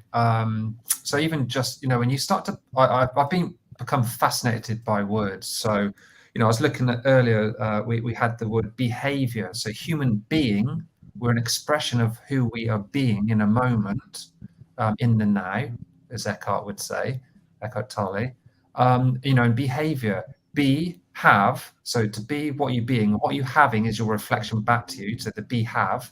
Then the I and the are is how we interact with that be, having. Yeah. So behavior. So when you start to just pull apart language, it's very, very powerful. And actually, I find it very inspiring, and I found English challenging at school, even though I did well at it. It wasn't my first love. It was always the artistry, the drawing, the creating visions, right, the future, the power of the picture. I think so. My point being is that if we can understand the power of the word and the power of the picture, and then the thought that we create, the image we create in our mind, and then the idea that if you've got an image in your mind, you have to start questioning it. Whose image is that? Is it my image? Is it a divine image? Or is it somebody else's image, which can also come through as a voice or, a presence that's, guiding you. So just that momentary, Viola, who's a dear friend of everyone on the platform, Viola Edward, she says, just take 3 breaths. Whatever you think your next action should be, just breathe into it 3 times. And sometimes you might, through reflection, and, Rio would say that's also a meditation, being fully present with all the energies, all the spirits, all the senses, that we will sometimes choose not to act in the immediacy of an emotional response. So again, that word emotion, energy in motion. Is it a welling? Is it a, how in control are we of ourselves? And there's many great examples of amazing people that have, delved into that. And that's why I said, the question of what consciousness is, what is it to be feminine? What is it to be masculine? These are beautiful questions. And I think through questions, when we question, we go on a journey. And that, that is the hero's journey. Question everything. Why do we lose that? Again, the key word there, why? Why do we lose the question of why as a child? That's, it's seeking to understand, right? Why? And that's something that we get sort of perhaps drummed out of us. Your reason is not to question why, your reason is just to do. And that comes again down to power. So when we own our own power, then we should be empowered to ask the question why. And certainly from a femininity element of energy, then females are always asking the why, but sometimes they're asking that why on reflection. Is not for the man to step in and give the answer, right? Just to listen. And women are really bad at listening sometimes. I mean, I've worked in all my life in a male dominated environment, and it is very difficult sometimes to get them to listen. But that's something that, as we talk about redefining the new masculinity, I think that's something that we should promote and, ask men to do a little bit more. And it's also a good thing because as you listen, you connect more with yourself. And this urge to be violent, because we're talking about domestic violence here, is actually can be reframed because you connect with yourself, you can think a little bit more, and you can actually manage this violence instead of just acting because you've not had the time to sit, think, breath, take a big breath and before taking action. And and it lead me to ask you, Rio, because you obviously very clear about who has who is the power of woman, and really you're okay with that, but there are a lot of men who are not okay with that, and it can lead to violence. So what do you think men can do to really be okay with that? And then do they need to is there particular tools, strategies that you think that are available for them to redefine their relationship with women as far as power is concerned? Yes, definitely. There are a lot of tools. One of them is meditation. There is no doubt about it. To know oneself, to realize. And by meditation, I don't say that just be in a dark room, close your eyes, sit quiet. No, just sit in total calmness. You think whatever you want to think. You want to think that day after tomorrow is my IT file return, or I have to go to a movie, I have to pick up my laundries and this and that. You think what not. Within 3 to 4 days, these thoughts slowly will vanish. So at least start the beginning. Men need to meditate a lot, and they need to be educated. Mhm. We in this patriarchal society, we think that women needs to get education, but no, more than women, the men needs to be educated, because as you were saying, Mirel, that who do we need to follow as heroes, you know. So from the very, again, from the very inception, you know, all the demons in the literature, in the Vedic Purans, all these big demons were killed by the goddesses, not the gods. Even the Asura was killed by goddess Durga. You know, there is goddess Kali, who is worshipped as the terror, you know, to for power. On the other hand, Krishna, Shiva, Brahma, and whoever gods are there, they are worshipped for calmness. So see, we they are already winning. What we need to do for the society as men is to educate men, to teach them, to go through the literatures, to go through the books, and read a lot. They are actually what I've seen in these recent years is the social media, the Facebook, the WhatsApp, especially the smartphone. All the people, those who are not smart, but they want a smartphone. The phone should be smart, whether they are not. It doesn't really matter. So this thing has really been killing people in and out. They don't have time to read now. The recent thing is audible files and Audacity and whatever are coming new things into the market. They want to listen. No, you don't have to listen. Okay, you can also listen, make a little bit part of that, but read. You need to read. You need to engross yourself in such a way that when you read, you can memorize. You can visualize. Now this visualization process has been almost going away from one's perspective. You need to visualize. The only time the mind works when you listen a song. Both the side of the mind works when you listen a song. So the left mind detects the music, and the right mind detects the words. So both the mind is active when you actually listen to music. That's the reason when you hear a very calm and a peaceful music, it gives relaxation to your brain. So I think meditation and reading would help if we can propaganda this thing through media or through different various platforms. I think that would be great for us. Fantastic. And yeah, meditation and reading.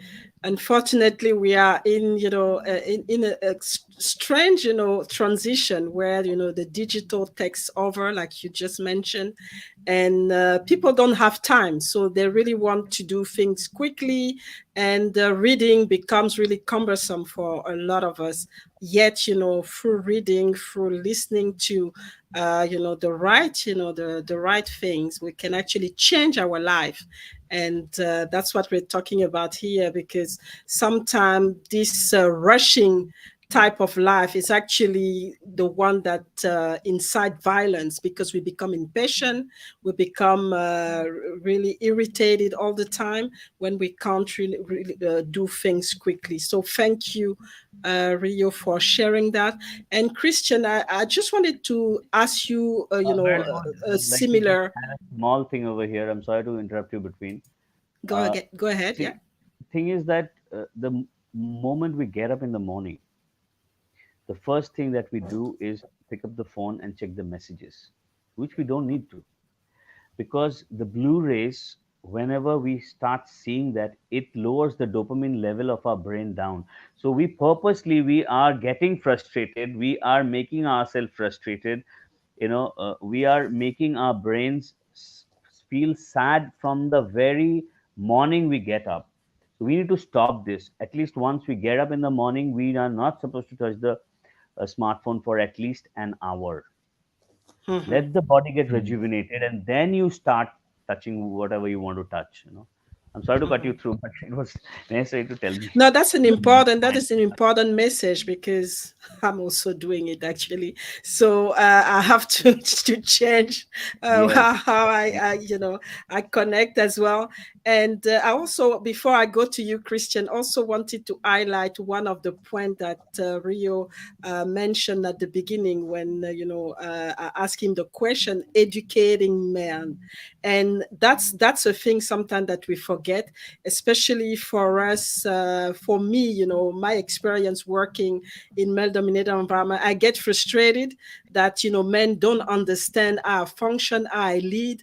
And yet, it's about educating them, because they don't know, they don't really know. And sometimes you just have to step a step back and really go through the education process, so that things can work properly and you can actually work together without any challenge. So thank you for highlighting that. And just wanted to go to Christian now, just to know, Christian, how do men can support the woman who have escaped violent relationship, or a relationship, a tense relationship, a challenging relationship? Yeah, that's a great question, and I think it's one of the key things that when someone's been through that challenge, I think it's a bigger, wider question for society as a whole. What constitutes a safe house or a safe space for somebody, and that's the power of our networks. That's the power of knowing where to direct somebody, or to even to be educated and be able to pick up on the signs, right? If somebody's pointing at something but not necessarily expressing it verbally, but they're sort of giving you the indicators to say, I need help, without actually saying it, because it might be dangerous for them to do so. Having a where to direct them for that help. Platforms like this are amazing, because they're advocating, saying, hey, if you join this group, but sometimes that might be dangerous for certain people. I was at Westminster the other week, and several women took the brave decision to share with the group there exactly what they'd been through. And they said, I've held this inside for 20 years, but I feel I need to share this with you, that I am also going through the very things that everyone else is sharing here. How can I be at the highest levels of my career and in empowerment within society, and yet still live through that experience? But then perhaps that's why they have lived that experience. That's why they chose it, perhaps, if we choose these life paths, so that they could be in those, powerful positions to say, hey, I know exactly what everyone's going through when they talk about this. I've lived it, breathed it, experienced it myself. So who better to advocate for balancing the energy equation to actually, teach across dimensions of society, again, using labels, whether it's an institution, whether it's a religion, doesn't matter. It's beyond that. We have to empower the actual conversation, and it should be safe to have that conversation, or at least a safe space to have the conversation. And then what the next steps are to, support that woman, child, daughter, whatever the age they are, or, or group of women, to say, hey, we as a society, as a human, say that's not okay. We need you to feel safe as the first, that's the first sovereign human right to access to safety. That's what, when you're brought up, hopefully you experience that in the womb, those 9 months, and as you're birthed. And I really like the safety part that you're talking about, because sometimes I feel like, the violence that is expressed by certain men is actually about them not feeling safe and feeling like they are in danger. And that's really important that we look at it more as creating an environment for men to be safe and to really understand, that they are okay. Nothing is here to harm them. Nothing is here to take their power away, and nothing is here to diminish them. And I think that's sometimes one of the key things that we see, this sense that they're not safe, and they really have to be violent to women who are in a way become enemies to them. And that's sometimes very detrimental. So thank you for all the insight that you've shared with us. Unfortunately, there's a lot, there's a lot to be shared, there's a lot to be said on this subject. But in the interest of time, just want you, before we leave the platform, to let me know, what is the key thing when we talk about, this unequal relationships between men and women. What are the key things that you want to leave us with, leave the audience, the people who are listening? And I'm going to start with you, Rio. First of all, before coming to this point, I would like to address your question earlier, which you said that you are working in a patriarchal society and a male-dominated place where it's very difficult for you to make them understand, right? Mm-hmm. If Mm-hmm. I've got the correct. First of all, you don't need to make them understand. Stop pushing yourself to make them understand. They will understand. Now, we are coming from an animal kingdom. We agree. Even the hunter is not the lion, it's the lioness that kills for the food.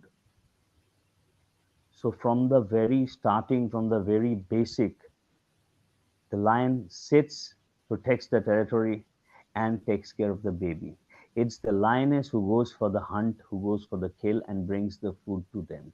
So, over there, also, the lion also doesn't have the heart to mess with that woman, the lioness. So stop making people understand that this is the way I'm doing, it's correct. Stop doing that. This is you are putting yourself down, which is not at all needed. You are you are in a position, if they want, they should come and take help from you. It's not the other way around. And the key thing that we need to remember as a human being, as Christian said, the human word, one is respect, that I feel that we should give a lot of respect to them for whatever work they are doing, for whatever dedication, and the dedicated family that they are bringing up. They need a lot of respect. They need a lot of cuddling. They need a lot of hug, and a lot of love. This all is required from this session from my side, to all the women in the world. That's what they deserve. Fantastic. And what is your last word, Christian, on this conversation? I think it's for men to step up and get involved in groups like this that are having the conversation, share the conversation, and other groups that are out there. So Women Economic Forum, they can be found. But I think, this conversation is, everything starts with a conversation, right? So to have an open conversation like this and to explore, to discuss, air our differences, because sometimes differences are what make the difference. So, and agree that, wow, that's beautiful. I've never seen that perspective before. It's not about just being agreeable to everything that's put forward. It's just have a conversation, not an argument, a conversation. And from conversation, that's where resolution, resolve, peace and reconciliation can come from. And I think that's, so parting thing for me is get involved in groups and women groups. Invite your men into them. You need that balance as well. You can't have a closed door policy, because otherwise you don't know whether you're barking up the right trees, right? So yeah. Back to you. Fantastic. Thank you. Thank you so much, Christian and Rio, for your time, for your insight, and for the inspiration. I mean, I've learned so much today from you. And I really value, you being here. And I appreciate what you're saying, Christian. We need to invite more people and more men into those kind of the forums, so that we can see their perspective and hear what they have to say, and work together for a better world. So thank you very much. We're gonna continue to the next panel. Thank you. Blessings, everyone. Blessings, Rio. Thank you. Thanks, Blessings Samantha. to everyone. Thank you very much, Mirel. Thank you very much, Christian and Rio. Was a very nice and joyful conversation. And I have some issues with connection with Israel and for the next table. And we are going to make a little break, Mirel, around 1 minute, and we come back, and maybe we are continue with the next panel 4, if you are agree, Mirel. No problem. We can go straight to panel 4. If all the panelists are here, that's okay. Perfect. Yes, because I think that Israel, he has problem with his connection, but immediately when he is available, we are going to continue with him after you. We'll Not a come back. problem. Yeah, we'll come back. We are not finished. Only wait 1 minute and come back. Okay, wait.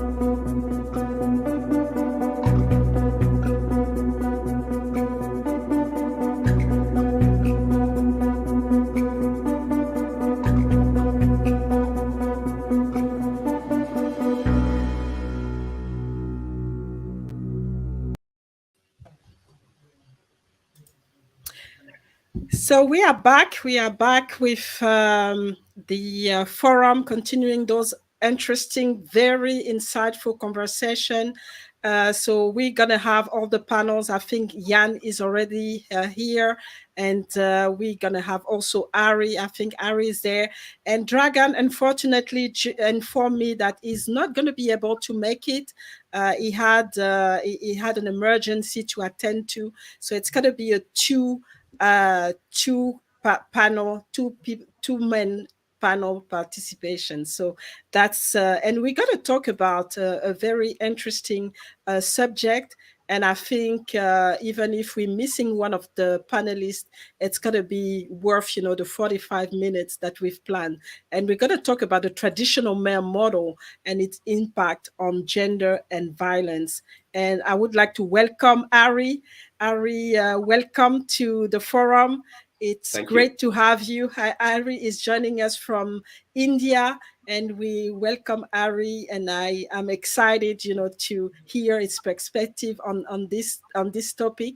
And we have Jan as well joining us from South Africa, And Jan is a very good friend, and also I can even say woman advocate as well. And it's going to be a very interesting conversation, and I really, I'm really looking forward to it. Just to introduce, I'm going to introduce Ari briefly and give him the opportunity to add to that. So Ari has an interesting, journey. He's hotelier by formation, but he's turned humanitarian, and he's a development professional, a very versatile individual with a rich experience working from different continents, three continents: Asia, Europe, and North America. And he is an expert in disaster management, both in pre-disaster training and post-disaster multi-sector collaborative human responses.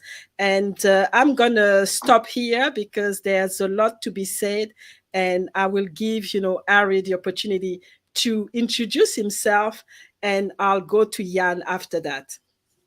Welcome, Ari.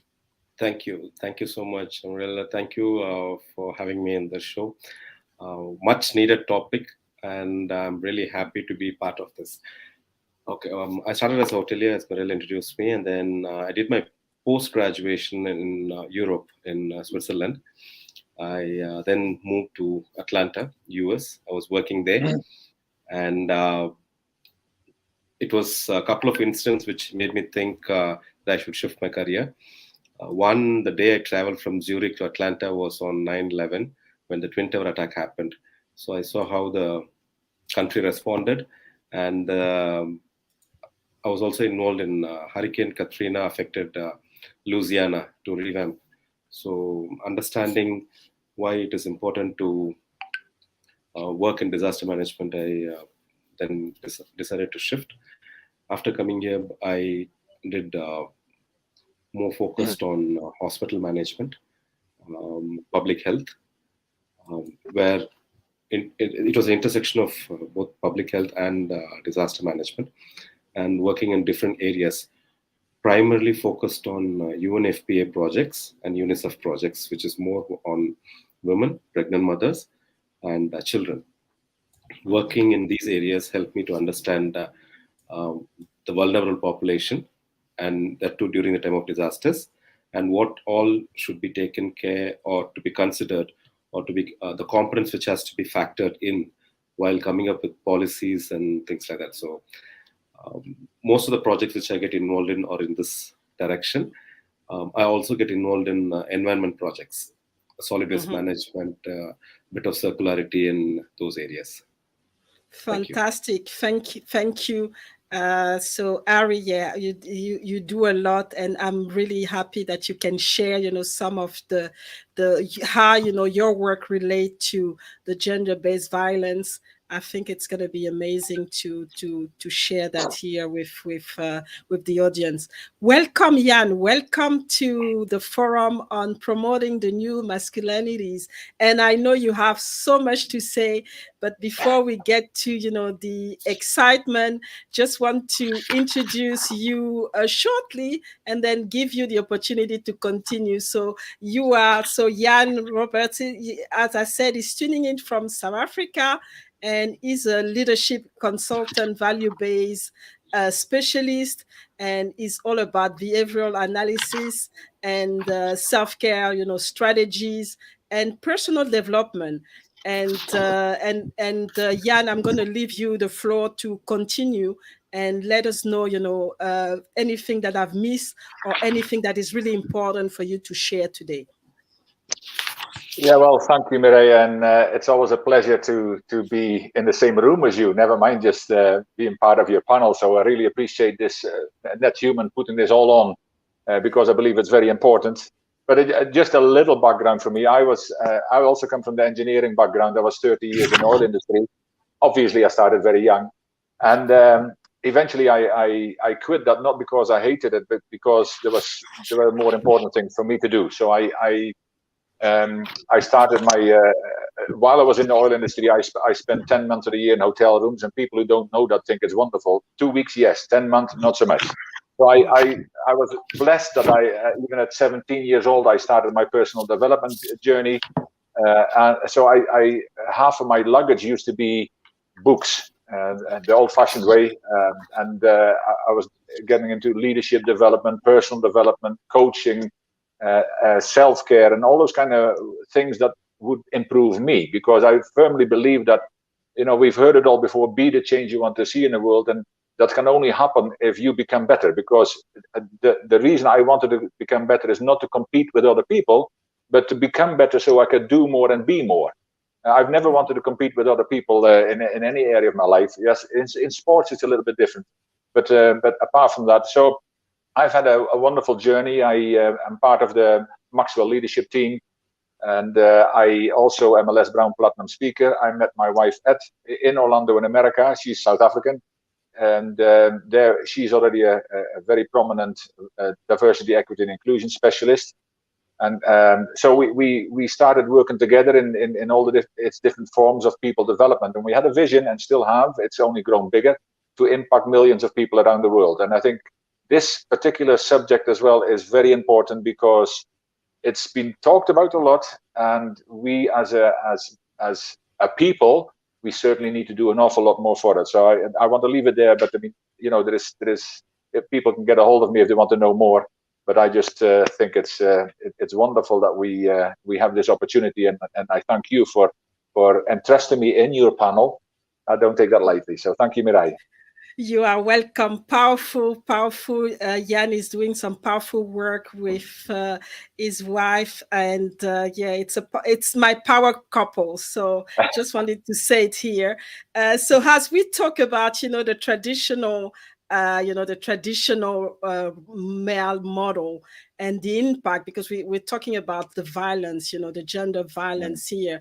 I just wanted to ask you, Ari, what do you think are, the root cause of the gender violence? Because the previous with the previous panel, we talked about safety, we talked about, men not educating men, but what is the starting point of all this, all this violence?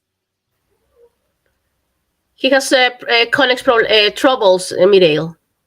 Okay, so he had problems. So I'm going to start with you. You are now exclusive. So why do you think it is important to involve men and boys in this process to eliminate gender-based violence, Jan?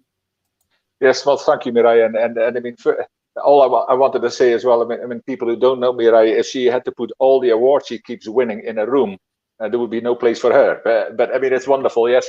And I think it's an important question, because when you think of it, and I had the pleasure of being listening into a 2-day conference here in Johannesburg a couple of weeks ago, where the president and some of his cabinet ministers were present as well. But it is very important, because men and boys, to a large extent, are of course part of the problem. Now, coming up with all the many solutions that are needed will not happen to its best extent if we leave men and boys out of that loop, and therefore neglect those who have the most valuable insights into its origins. We know what the after effects are, but we also need to learn much more about the origins. And I had the pleasure of being on Facebook, even on LinkedIn for a little while earlier on, to catch some of the different panel discussion. But what is required is that when we move away from patriarchal masculinities, it is pretty tough, because ideas about and the practices of the patriarchal masculinities are so deeply entrenched and ingrained in so many societies, and in every area of society.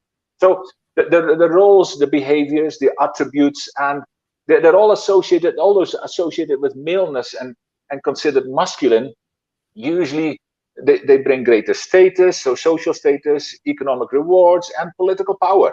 So even though more and more women are taken on leadership roles, which of course they should, and it's necessary in many walks of life. I mean, we've seen it in Finland, we've seen it in Brazil, we've seen it in New Zealand, in Australia, in the Bahamas, and all, women leaders. And women, I mean, I'm a man, and we train and consult in leadership as well, but women are naturally better leaders.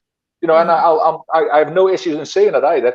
But because they are in becoming in all walks of life, but leadership is still seen as mainly masculine and done by men. And the fact is that authority still very much has a male face, and that needs to change. Not that it's got to be completely male, but there's got to be a more equal balance of in that as well. And this gender division we have of labor, and when we talk about gender, of course, we already know that this is not just men and women. Gender is a much wider subject, and many more people are suffering because of their different way they see gender. It's not black and white between men and women. So, but this whole gender division of labor, and with the low status domestic work seen as feminine, especially here in Africa as well, domestic workers are not usually men, and the high status public leadership is seen as masculine. That's just one of the ways in which men still benefit from that masculinity. So it is very difficult for them to give that up for whatever reason, and men who try to do more work that is perceived as low status, and we're getting, and I mean, this is not me speaking, I've done a lot of research into this as well, but they're often ridiculed for taking on this feminine subservient role. So there is you start bringing all these kind of things in the mix, and the male species is under attack, and that is in the right way. There is also other areas, but most societies, masculinities are not only different from femininities, because gender equality, that doesn't mean that men and women are the same. We must understand that men and women are different. Men are stronger in some areas and weaker in others, and vice versa. Of course, women are much stronger in some areas, but also not as good in others.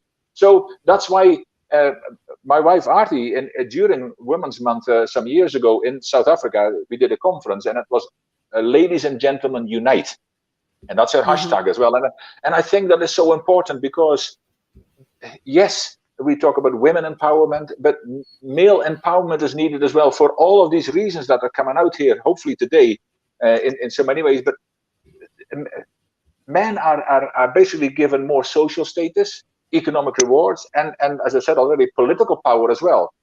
But they are not only different but unequal, and that's really where the point comes. And there is so much more to it. But the men continue to in many ways to benefit from being associated with the privileges which they are of, purely because they're male. Now, when then we look at the masculinities, it is very much a movement of power over people. See, the power of men over women, and as well as the power of men over other men. See, I talk about it when I talk about leadership, and it says, John Maxwell says, leadership is influence, nothing more, nothing less. One of the first questions people ask me is, how do you get influence over people? I say, well, that's already the wrong question, because then you don't understand influence. Because influence, and again, it's part of this whole package that we want to.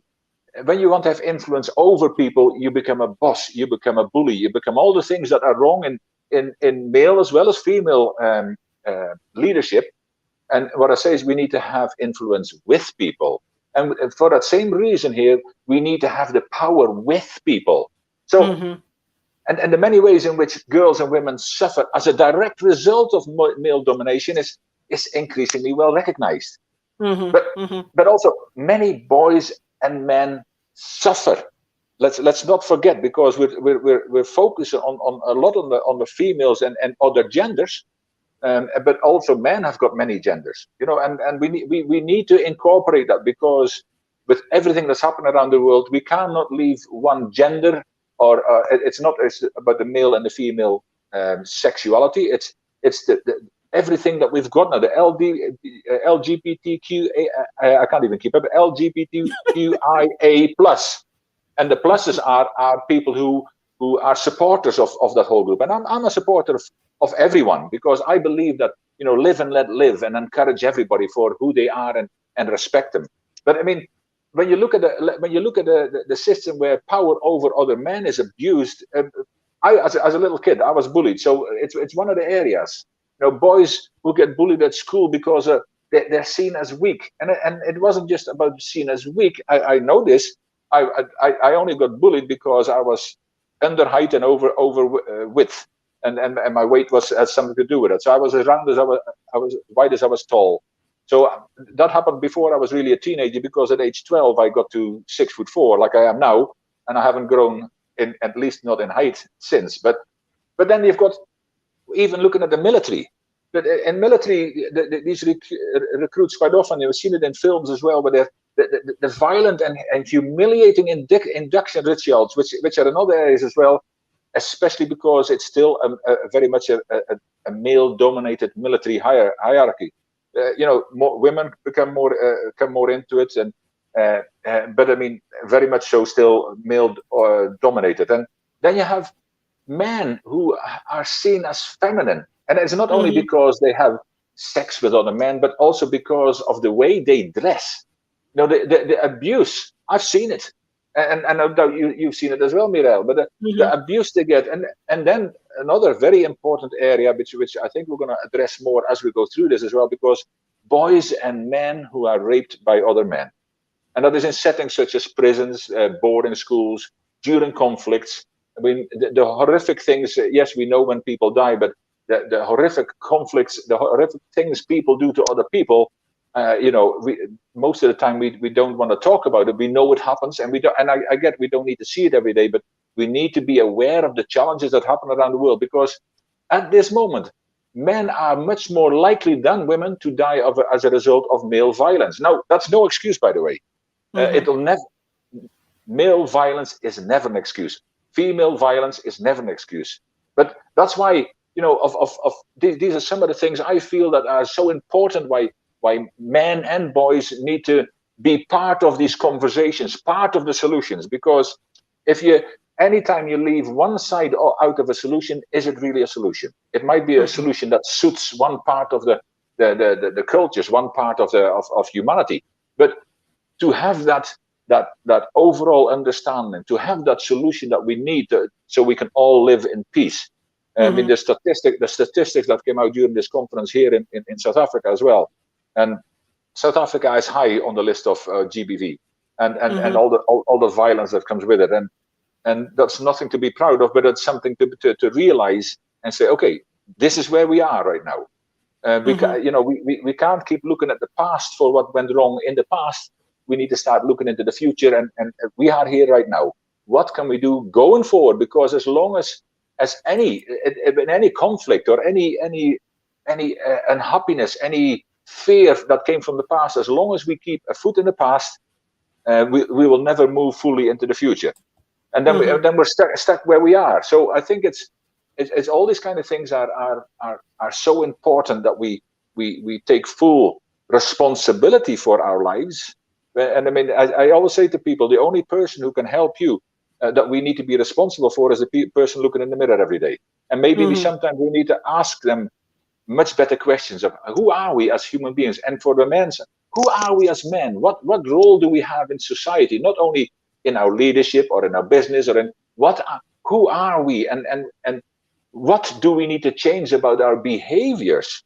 Because I believe every person, women, boys and girls, we're all born naked, filling nappies and screaming, and we are all, there is no fear in this, there is no negativity, and we have no hatred in us. That's really where I wanted to go.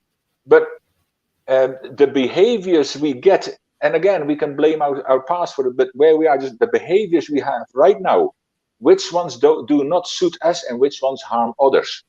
And behaviors can be changed, because as a person, it's not the person, it's quite often the behavior. And some of them are intrinsically ingrained in people, I get that. But there is no reason that we cannot change. I mean, I hear these things, oh, that's how it's always been. Well, change it. And my parents were like that, my grandparents, I mean, in many conversations. Well, do you agree with it? No, well, change it then. Don't make it an excuse. Make it a reason for you to become that change. And I like that. Become the change, because, people find excuses for whatever wrong thing they do to others. Like you said, it was, that's the way I was treated, so I'm doing the same. That's the way, I've seen on TV or wherever, so I'm going to do it. No, you have to, look at yourself and look at your value, how you feel about what you're doing, and then change it if it's not okay. And that's the most important thing. You don't need anybody permission for that. You really have to act and implement something that will change the course, because by changing yourself, you're going to change someone in your environment, because that's how change happen. One person start, and then there's a ripple effect. By the time you realize you've changed the whole community, you've changed the whole tribe, you changed the whole country. So that's an important thing that you just said. It's not about pointing fingers and finding excuses. It's about what are you going to do if whatever it's happening to you, or whatever you're doing to somebody, is not okay. And that's the most important thing. What's going to be the impact in the future? So just continuing on this conversation, I know you mentioned, we know that, violence is not just exclusive to men. Some women as well are, violent.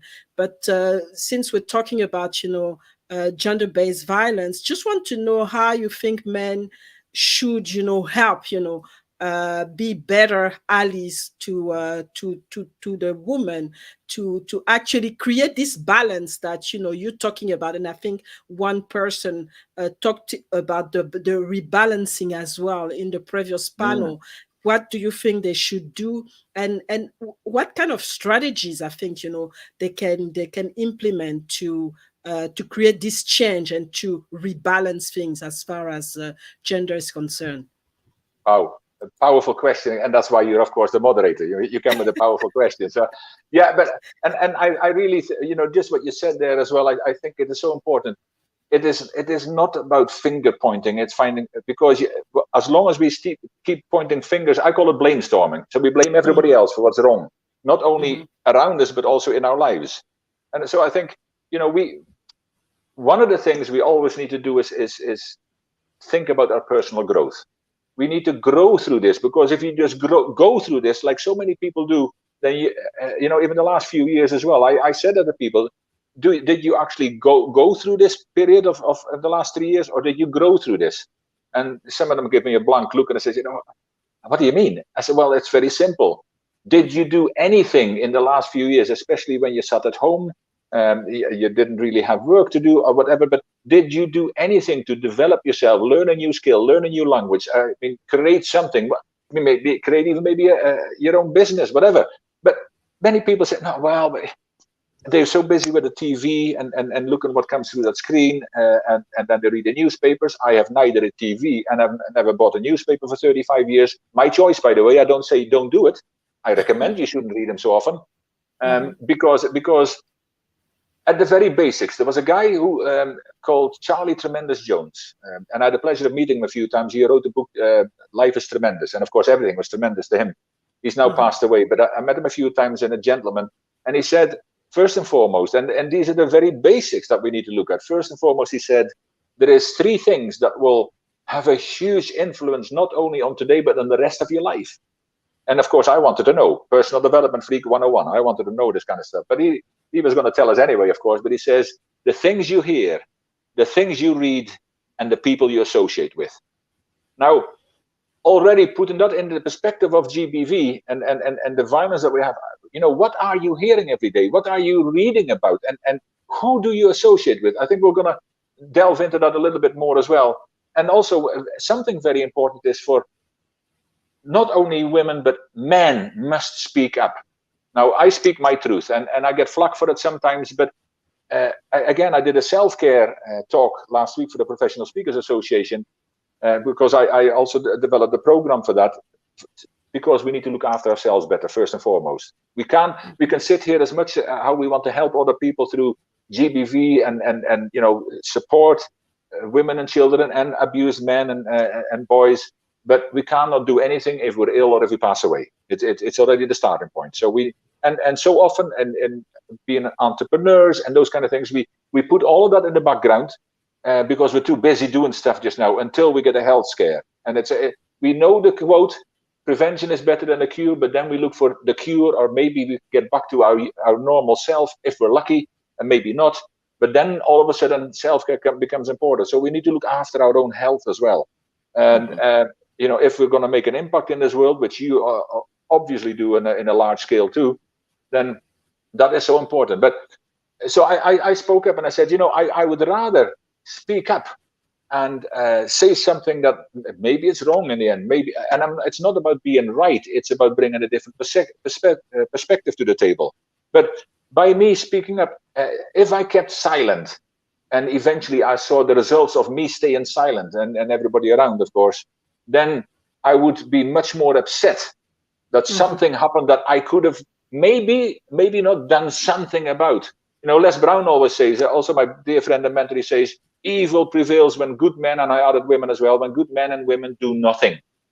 And my power statement for me is that I believe in a world where people are inspired to use their voice and lead rather than suffer in silence and follow. Now, that doesn't mean that you need to give comment to everything that happens to you, but this is an important subject. See, as men, women speak up. Women, they're oppressed by the power of the male domination and all that, but women have always spoken up. Even when we go back as far as the suffragettes, when they marched to see things happening and changing in being able to vote and all those kind of things. So women have always been powerful characters. I mean, you say that you need to start somewhere. You mentioned something like that as well. And Mother Teresa, she actually, whatever people think of it, she said that if I can make a difference in one person's life, surely my life would have been worth living. And I mean, as they say, the rest is history. But my wife, Dr. Rafi Moore Roberts, and myself, we always talk about it. I mean, people talk about leaving a legacy. And I say, why don't we live a legacy rather than just leave one? And this is what we're talking about here. We can leave a legacy if we join hands around the world, like in this Net Human have, and all you moderators have taken people from all around the world, and we're joining hands literally through a screen where we can actually say, we all need to stand up and say, I'm the one. I need to do something. But there are simple examples of how men can become better allies for this whole gender equality, because it is all about equality. Arthie, in a diversity and inclusion, she's got a wonderful short quote which says, at the level of respect, everyone is equal. And that's what this speaks to. That is about diversity and inclusion, but that's also inclusion of everybody, not just, okay, us men sit together here and we include each other. If you're lucky, you can become part of our team. But no, this should be across the board. We are, as a human, we are so judgmental.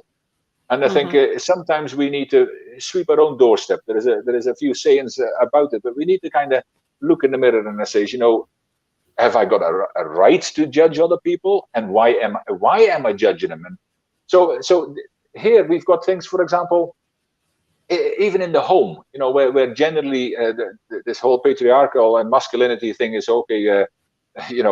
Men won't do that. So even where the man starts to share household and childcare responsibilities, with his wife, and where he starts to take important decisions about family life together with the wife, not them being the head of the household and all that. And old-fashioned and all that kind of stuff, and it was always done like that. But another thing he can do is also partner with his wife in raising his children to respect and value everyone, regardless of gender identity. So that's it. That's just a simple example at home, and I mean we can elaborate on it, but there is so much that we need to cover. And take work, for example, where men challenge and support each other to change their behavior. So we can. It's men against men as well, or against men, men with men. So they can promote greater gender equality in the workplace. Sharing of tasks that usually are left to women. Simple things, and it's not derogatory, but cleaning up.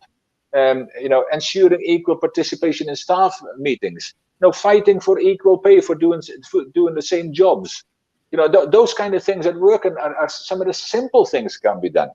And then we're looking at the social environment and maybe even out in the public where men must treat women with dignity and respect instead of the wolf whistles, the staring at their body parts and making rude remarks. And also confront other men who treat women disrespectfully. See, if they witness sexual harassment, then men must do what they can to stop it and support the affected women.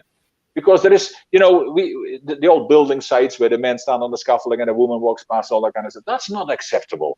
It never was. But I mean, that's what these men did. Now, well, these men should stop it, and they will only stop it if they get some peer pressure from their friends who are not on the building site, but they laugh at it. No, stop laughing at those kind of things. We need to become a little bit more compassionate, a little bit more sensitive to the feelings of other men as well as women, and we need to be brave enough and have the courage of our convictions to stand up and say, hold on, this is no longer acceptable. It never was, but it's about time that we stop this, because yes, it might be a wolf whistle here, yes, it might be a remark here, a joke here. No, we need to stop that, because if we ever want to change it, if you respect women as you say you do, then don't only talk the talk but walk the walk. And then when we as individuals, when we reflect on our own attitudes and behaviors, especially towards women and girls, and also the way in which these contribute to the greater equality for women and girls. So we need to look at the privileges of power as well that men inherently had. I still have to a point, but our behaviors come into play. What are our behaviors? And we need to be open to listen to advice and feedback from other men as well as women.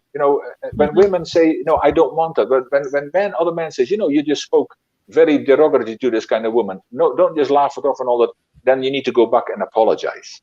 I realize, and it is, you've already said it, but at least still go back and try to make some amends that makes you a bigger person. Because once you put it into action and say, okay, not just say, okay, I'll never do it again. No, that person might just be deeply hurt today.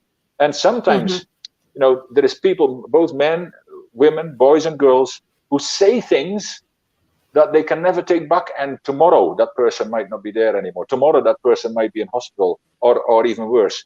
We cannot take that back. So we need to become more recognizant of the things we say. We need to become more responsive instead of reactive. And then we have parents, of course. And parents raise boys with the values and practices of transformative masculinities and raise empowered girls. That's some of the things that they can do. Because we really, we need to not only, yes, the raising of, that's a whole other issue, but also, friend, and I briefly talked about it, but friends of men. Talk to our male friends about the importance of gender equality, have discussions and the importance of women and girls, as well as the benefits of transformative masculinity for boys and men. And that's a title I found, transformative masculinities. That is basically going from that patriarchal masculinity to something that stops all that negativity that comes with it, and that doesn't mean that there can't be no leadership, or there can't be certain things that men do better, or certain things that men in position must do, but we must actually come to the level, and it's not down the level, because we don't have to take ourselves to low levels. We need to up our levels. I would call it up our game. People say, oh, but you need to come down to the women because no, heck no. You don't come down to women. You up your energy, you up your levels, you up your behavior, you up all the kind of things that you need to do to make sure that you respect. See, another respect comes up a lot, but Artie also has another quote in there, the other one about respect, that says, there's good news because you don't need to like and love every person you come into contact with. However, and I love this bit, however, the way you show respect to a person standing in front of you is a direct reflection on your character, not theirs. And when you put that together, but at the level of respect, everyone is equal. And I mean, I remember him because I've heard him so often, and it hits home. And I hope it hits home with all the listeners or the viewers, wherever they are, whether on LinkedIn, on YouTube, or Facebook. But I mean, that we need to remember those kind of things, because we need to challenge our male friends when they express sexist attitude and disrespect the rights of women and girls, and by pointing out the damage that such things can do. Then we are also community members, of course. So we need to get involved in community campaigns on violence against women and girls. And yes, we need to be seen. Be that change, we talk about it, but demand also that the police and courts fulfill their duties to prosecute perpetrators of violence against women and girls. And unfortunately, and it happens here as well, sometimes those very people who are supposed to protect the women and girls are part of the problem. And that is something serious. I mean, when I was listening to the president here and his chief of police, and it was in all news, it hit around the world. But when you've got a chief of police, and as I said, I speak my truth, but when you've got a chief of police who says that a woman, she got raped, and what he said was, oh, well, she was lucky she only got raped once, she should go home. Now, why that man is still in a job, to me, is one of the most disgraceful things, because if a president doesn't act on that kind of behavior, and then says, oh, we have actually invested 1.4 billion rand, which is about 70 million pounds. But when they say that we've invested so much money, people are still wondering where the money has gone. But how can you? That's what I'm saying. You don't just walk the walk. You need to talk the talk as well. Investment.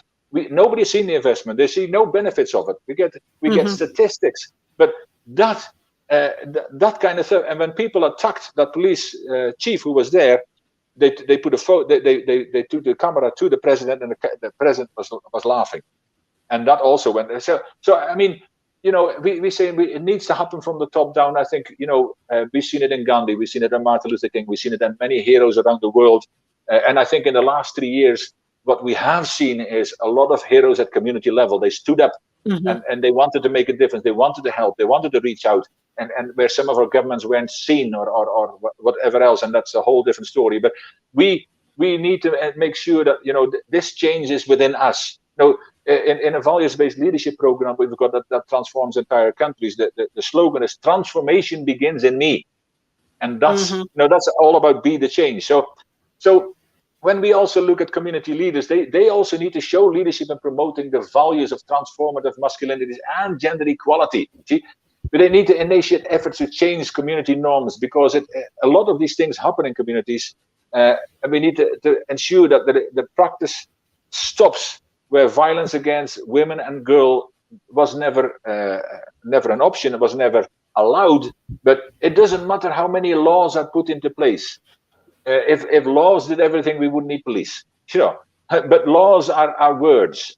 Now, where are the deeds? So I think I've given a kind of range of why this and where this can happen, because everywhere around your community, yourself, your friends, your work, your families, there is so many areas where we can't change overnight. Nobody can.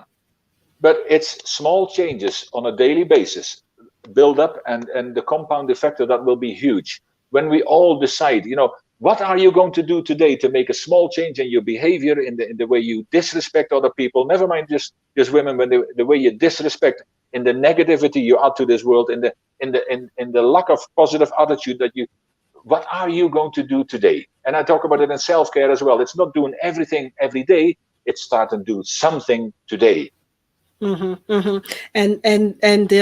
you're right. I mean, sometimes it's just start.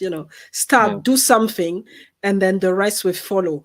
And I mean, there've been so much that you've shared, and it's really amazing to see, that there are solutions, there are ways of addressing it.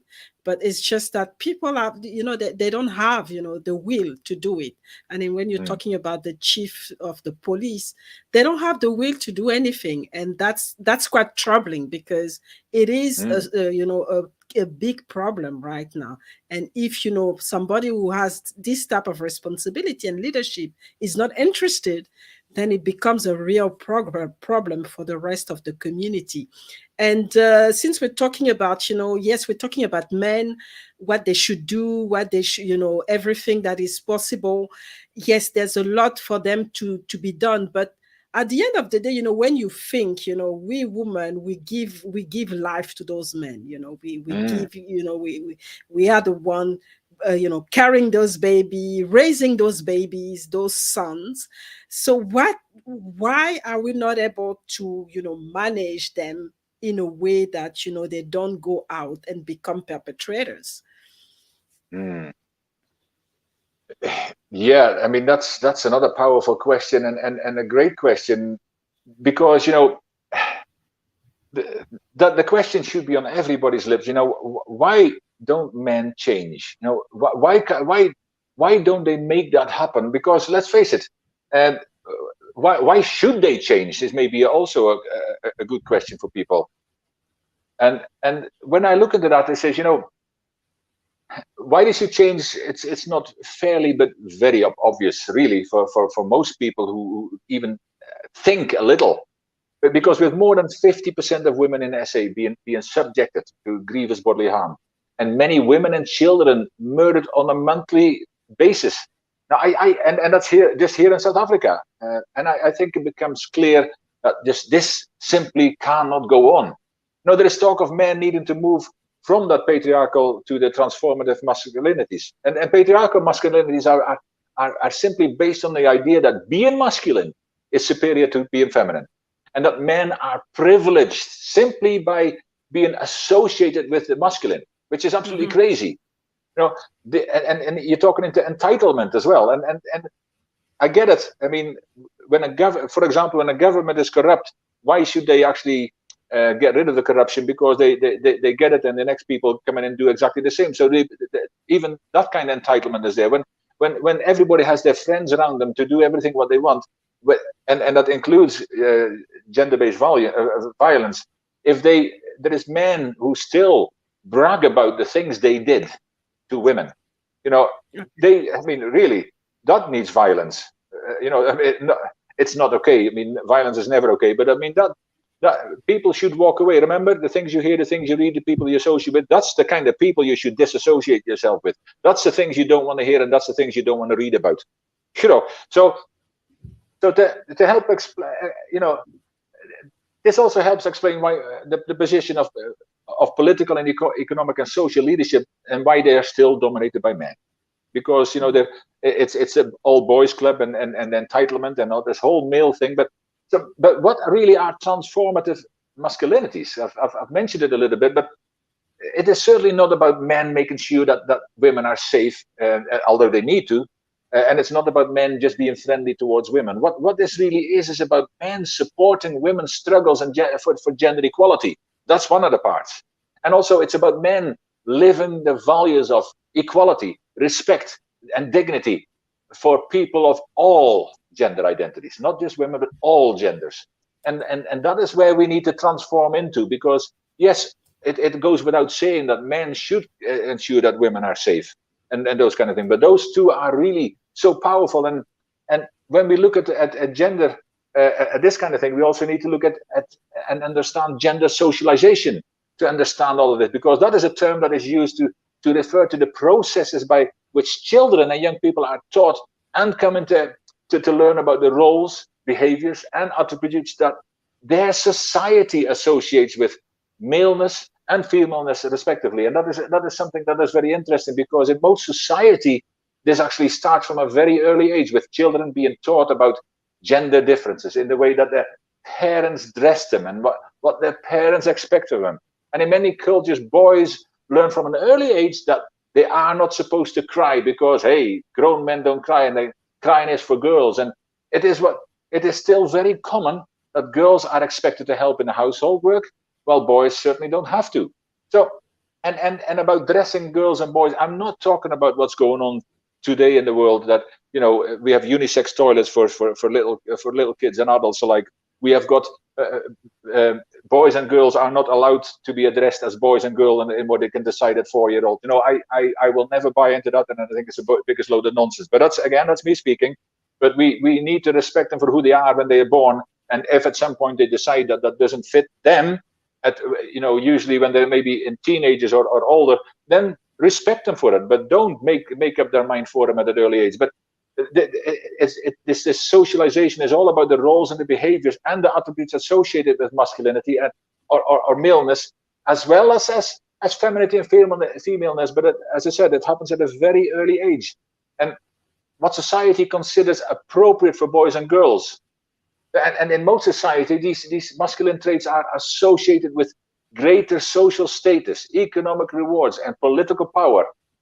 So it's no wonder that those males, that masculine side, doesn't want to give that up. But in most societies, children grow up learning about these patriarchal masculinities and get the message that masculinity is somehow superior to femininity, and that boys can expect greater privileges and freedoms than girls.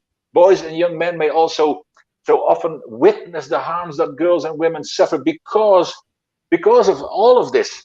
Now let's not forget that many boys and young men are also directly harmed themselves by that same society, that same patriarchal society that we're talking about.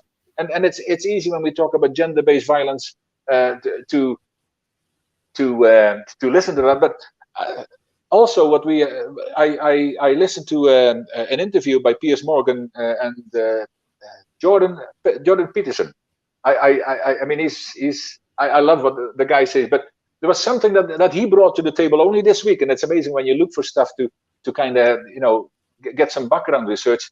He was saying that there is another challenge, because he said that how young boys they're now constantly fear that the world is such a terrible patriarchal tyranny, and all the masculinity is branded as toxic. Many masculine adverts have now been removed, and men are now projected as being awful until proven otherwise. And this was very other.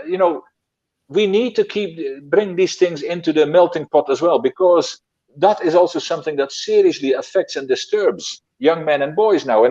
And here he went on and he said, many women, they still like their men to be strong and confident, but many have never had a good relationship with anyone masculine in their lives.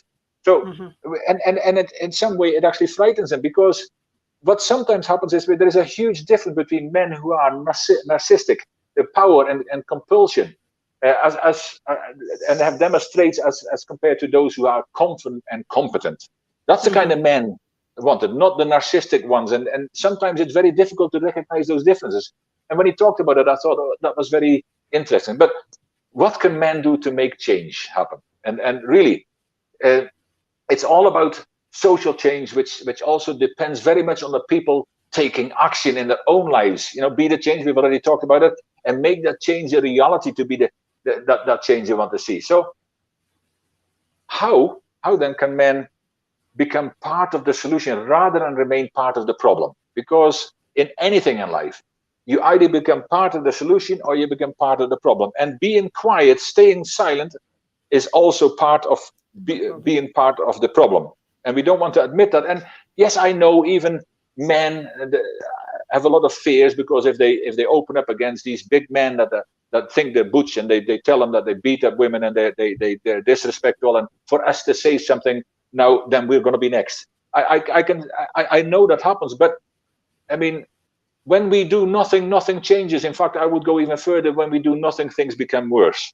So the first thing that comes in my mind is education, and I've heard about this earlier on in the previous questions on the panel as well. But and it's got to be focused on the many issues which will result in GBV. It's got to be people at a young age need to start understanding, but at any age, education must come, because it's about social, about culture, about society, about religion, and many other issues that need to be addressed to understand. And we also need to address and respect certain different religions who are different to ours, but we can't keep attacking other people, because let's clean our own doorstep first. But we also need to have open and honest conversations, not just among men, but between men and women, because we need to collaborate, we need to connect with each other, we need to come to solutions together.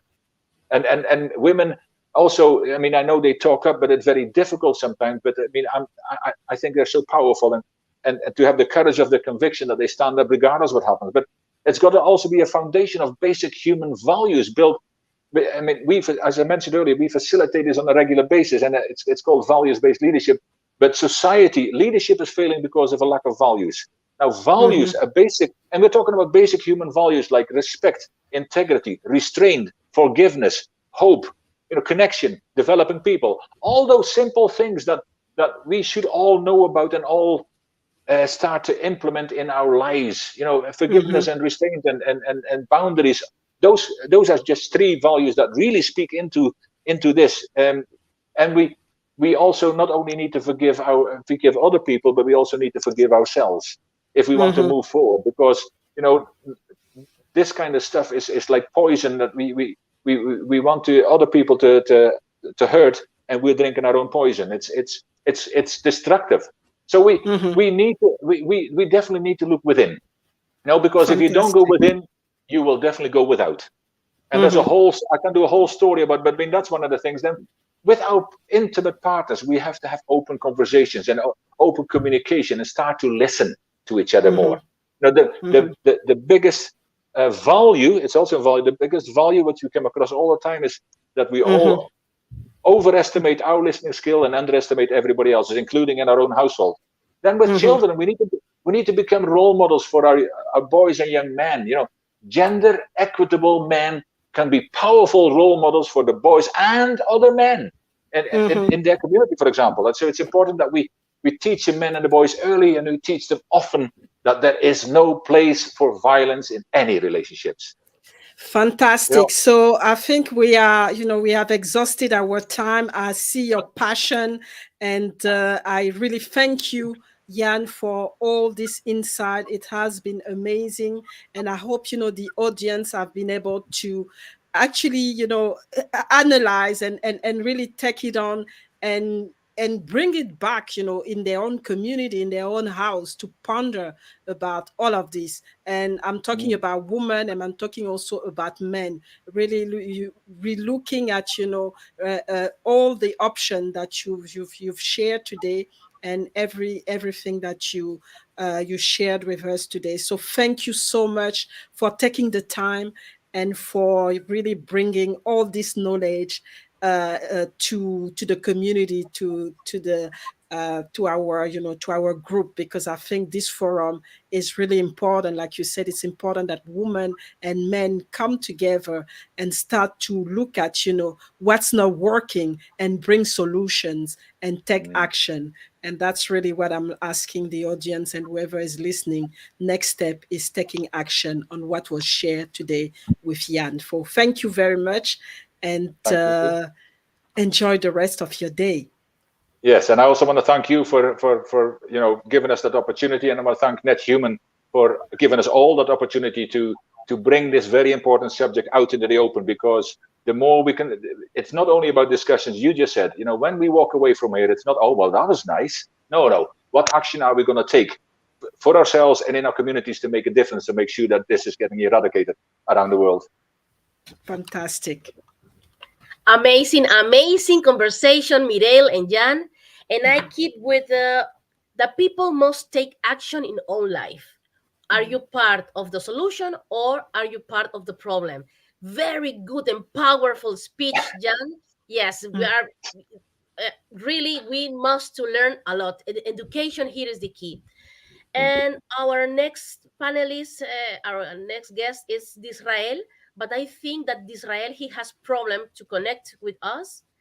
I want wait a little moment. Maybe he has now solution. No, he has problem.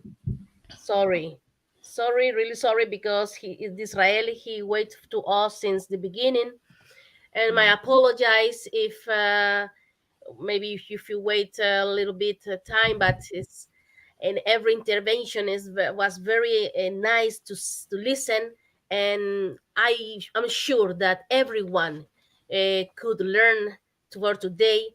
We come back to our home, to our life, with a lot knowledge, new knowledge, and we are in the century of liberation, in the century for express ourselves, and also our reality are going to change and are changing.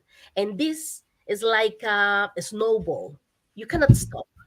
And this is not a fashion or a fashion ideology. This is not a trendy ideology. No, this involve respect, involve love for yourself, and love also involve love as well. Yeah, and this means that that topic, masculinities, the new masculinity, is not only talk about or not, is not only refer to men or boys. No, involve everyone. First of all, the families. That's why the key here is the education. The education is the key. We have here a Hari Balabi. You have the problem with your connection, Hari. Please give us your message because we are almost close with our event. Please, I'm really sorry. We had some issues here. don't worry. I So, mean, so, today we have so, some trouble with internet. basically, when it comes to women's safety, Yes, I would have loved disasters, to listen to Ari as well. Yes. what we have done is in combating sexual and gender-based violence for especially the pockets where we have impact of disasters. What we have done is ensuring each and every department which works with the government during the time of disaster and also in the post-disaster scenarios, educating them, creating awareness, ensuring that the component of safety is factored in all the policies, and also not just only in the papers but also practiced. So it is being monitored and evaluated, and all the documents are also audited, and the impact assessment is done. Basically, the input stage, the process stage, the output, outcome, and the impact stage, the documents are presented, and it is being reviewed on a weekly basis, and in certain districts, or basically what we call as district, uh, on a quarterly basis. And based on that, it is important that we are also bring in the change when you focus on the areas where we're looking at, like, at the base of seeing the root cause. Why would the violence from where it stems up? So focusing on the root, where the person who's not able to see the other person, other human, in the same manner. So education plays a vital role there. So education is one area where it is helping us to dissolve this line which is different, and the discrimination part is happening, and understanding them, helping them understand that this is something which has to happen. It is not going to be immediate, but it is going to eventually happen. So a lot of emphasis is given on education. Second thing, real-time case studies are being presented, and students, a lot of people are encouraged to take up this particular topic, and not only during the disaster scenarios where I come from, but also during the normal scenarios. Why this is happening? Because this is irrespective of financial background, this kind of things are happening, and also stricter laws have been brought in when it comes to anything against the women, and a lot of emphasis is given. Recently, we've also had short film festivals, with this theme. There's also there used to be a practice in certain villages where once the child is born, and they they find out it's female, they immediately murder them. So strong laws have been brought in. So the violence against women, not only when they turn into women, but at the stage, in certain cases, once they find out the sex of the baby, even before the child is born, the violence against them is there. So a lot of strict laws have come where the identification of sex is not allowed, and also stronger laws after the baby. If at all something like this they plan to do, then there are homes and education happens on one side. On the other side, like, there are a lot of centers open where they say, okay, you can leave the children, the babies with us, and we will raise them. And a lot of emphasis is given. But if you ask me whether it has percolated to all the sectors, no, it will take time. But one good thing is government is really strong about it. A lot of individuals with a similar mindset forming clusters. A lot of sessions, plenary sessions are happening. Basically, the education part is more and more expanding. And what we're having today, something similar to this is happening across all states as well, wherein helping people understand that this is something serious and we have to be cautious about it, and we should understand only when, it is not about holding the sessions and the numbers, but the actual change happens. So education is the only weapon which can actually cut this from at the budding stage. Thanks for sharing, Ari. It's quite amazing. I mean, what you've shared about killing the babies, and it's really important that this awareness is there, and that the government is actually taking action to make sure that this violence doesn't happen anymore. And so one thing that I really wanted to ask you before we leave, and I mean, we obviously getting out of time here. It's just what is the key message as far as we as we're talking about promoting the new masculinity, what is the key message that you really want to pass on to whoever is listening, or anything that that will trigger people to take action and to create to go on a campaign to create awareness, to make sure that things are changing as far as the gender-based violence is concerned? Understand that they're the half of the world, and who created the rest of the half. Respect them, and we wouldn't be one thing.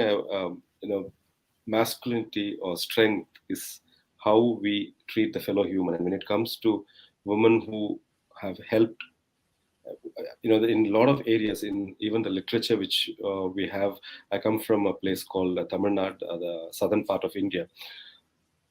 Lot of things have happened, and a lot of women have the meaning of bravery, where women, it is in literature, but I don't know, somewhere in the process that is lost. So administration, if you see during the COVID time, the countries who had the women leaders were able to manage it well.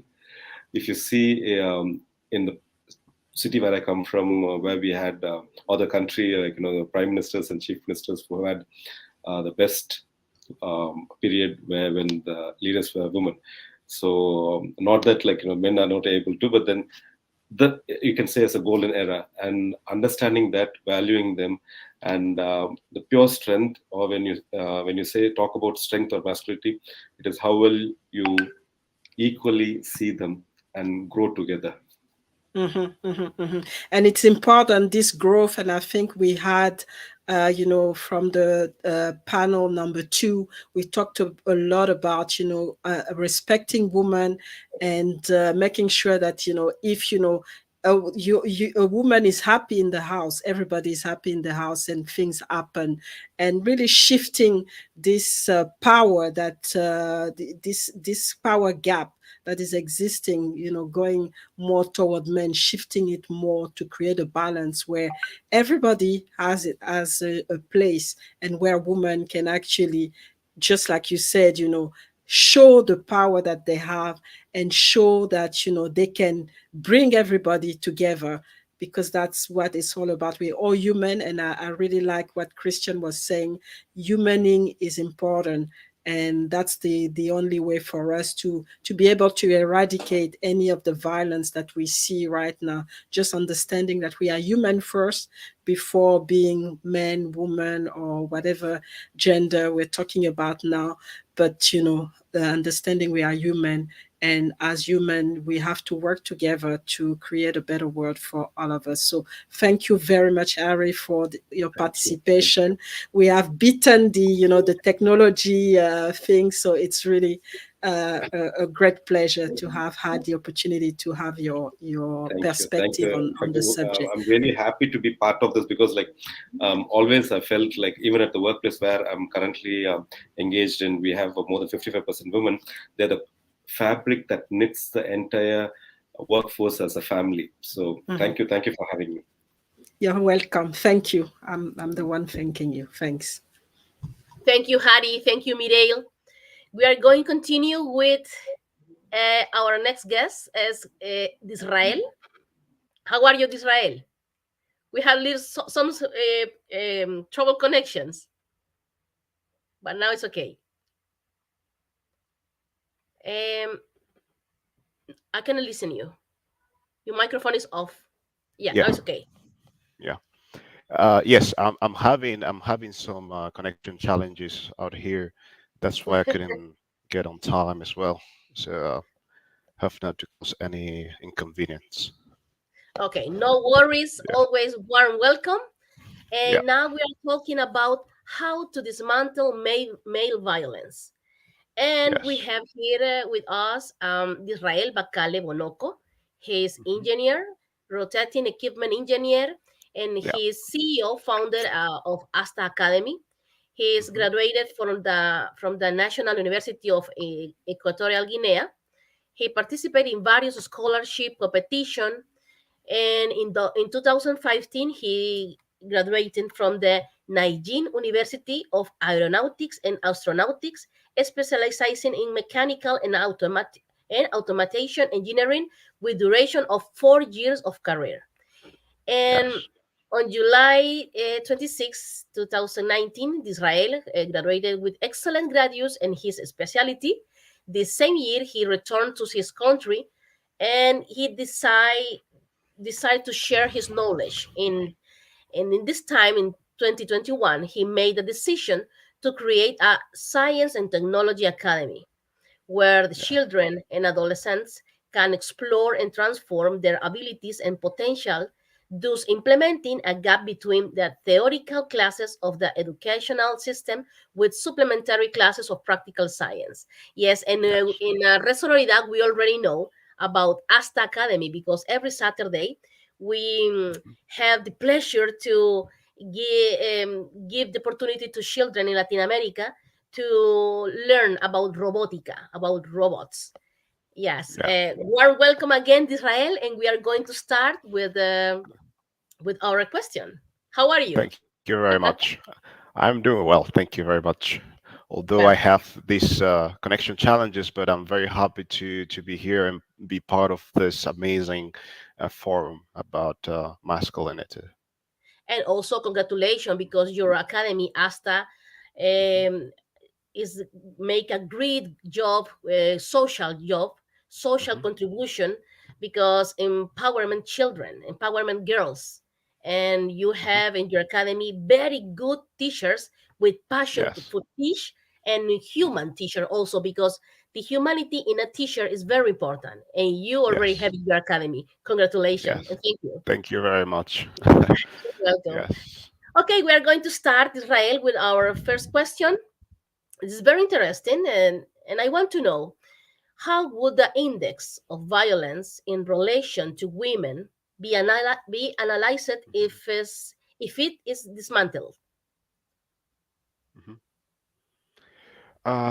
Normally, this is a very interesting topic actually, and it comes from different points of explaining how we can dismantle this. In other words, and I believe is more or less about awareness. And awareness, I consider awareness as a skill that it's not only for males but also for females, and every human should develop awareness. So by saying that, I believe if we focus on this, then this and on this special skill, we could together, especially now that we're talking about the masculine side of the society, we can work together as a group of individuals to develop that skill, because I believe if it's not the only, it's more one of the most important skills that we should develop. So awareness is very important because it dismantles things that we should work on. Now, what are those things that we should work on? depends on different aspects, from the cultural society, and the from different points of view of maybe religious, from the household itself, you know, from the family background, and many things that we can uh, uh, we can talk about. But I'm still holding myself into awareness, which is something that we need to really develop, in order to trigger actions that will positively impact into what we're trying to solve here. Yes, you speak about something very, very powerful, Israel, the Yeah, awareness. Yes, yeah, because and you see the awareness like a skill, and it's true. Because some people think that awareness is like a ghost that come and disappear in every moment. No, this is a skill. You must build this. Yeah, you must to build. We exactly. and It's a without skill. this, Yeah, it's you a must skill. build it. Yeah, and Yeah, without yeah, awareness, you yeah. cannot dismantle. Yes, You cannot destroy negative construction that maybe you you have cannot. learned in your school. No, Exactly. yeah, and this is Exactly. very, very And good. and I love. perhaps, yes, Hmm. and perhaps is the most important topic, and maybe Yeah. we need a course, a specific course, to teach people Yes. about awareness, because it's the fundamental skill where everything stands. And once you develop this important skill, then you can think about how we can promote masculinity, or how men could develop certain type of behaviors uh, Mhm. in front of women. So, and it's not only about in front of the in front of females, but it Yeah. also includes all your surroundings, your Yes. neighborhood, your Mhm. household, your workplace. So it's a very important skill that I think uh, everyone should really be aware. Talking about awareness. Yes. In Israel, I have a Yes, question, but yes. about awareness also. What do you think is the best way to learn or to teach to the Oh, children this skill about awareness? What do you think? What is the best way? I'm not a psychologist, You know, but but this question yes, is extra question because I love this topic exactly. because it's Yes, you speak about this is totally true. yes. What do So, you so think about your own experience? yes, from my own experience, does this starts from the closest people that you can have. Mhm. Starts from your household, your parents, your brothers, and you have to be, from my point of view, you need to be in an environment which is open, Mhm. but at the same time, correlating, and be very careful how to expand different behaviors, and how to tell the kids, how to tell the youth, uh, uh, just clearing out that path, so it would not be confusing at the same time, because they can take other routes, and the positivity of awareness can also be lost. So it's Mhm. very important that the person who teach Mhm. or guides about awareness, Mhm. themselves, they have to be very Yes, it's in true. a state of awareness. Yeah, of course. So it's more it's more it's, it's how can I explain this? It's more as a continued development, Yeah. and like a way to go. It's Mhm. not something that you develop, or you find out in yourself, or trying to teach to other people, from one, let's say, from today and tomorrow. It's something that takes time to develop, and we should really focus on our, I mean, parents, Mhm. politicians, school teachers, instructors, like we have in us as well, Yeah. engineers, everyone around should really focus on this important skill. Yeah, super, super. Thank you, and I agree with you because this Yes. topic This Yeah. skill awareness help us to understand and to love us also, Mhm, and love mhm. and understand our environment. And Exactly. it's not only masculinities, it's for all, it's humanity, it's Exactly. our environment. Okay, Exactly. Exactly. thank you very much for to bring here light. Yeah. Thank you. Okay, Israel, It's a pleasure. Mhm. in every revolution there are vulnerable groups, yeah. But in Yes. some societies, the groups Mhm, are women. Yeah. mhm, mhm. And what factors should be considered in advance to avoid a social upheaval or revolution where the risk of many women is elevated? I'm gonna talk about another skill. Maybe I will talk about involvedness.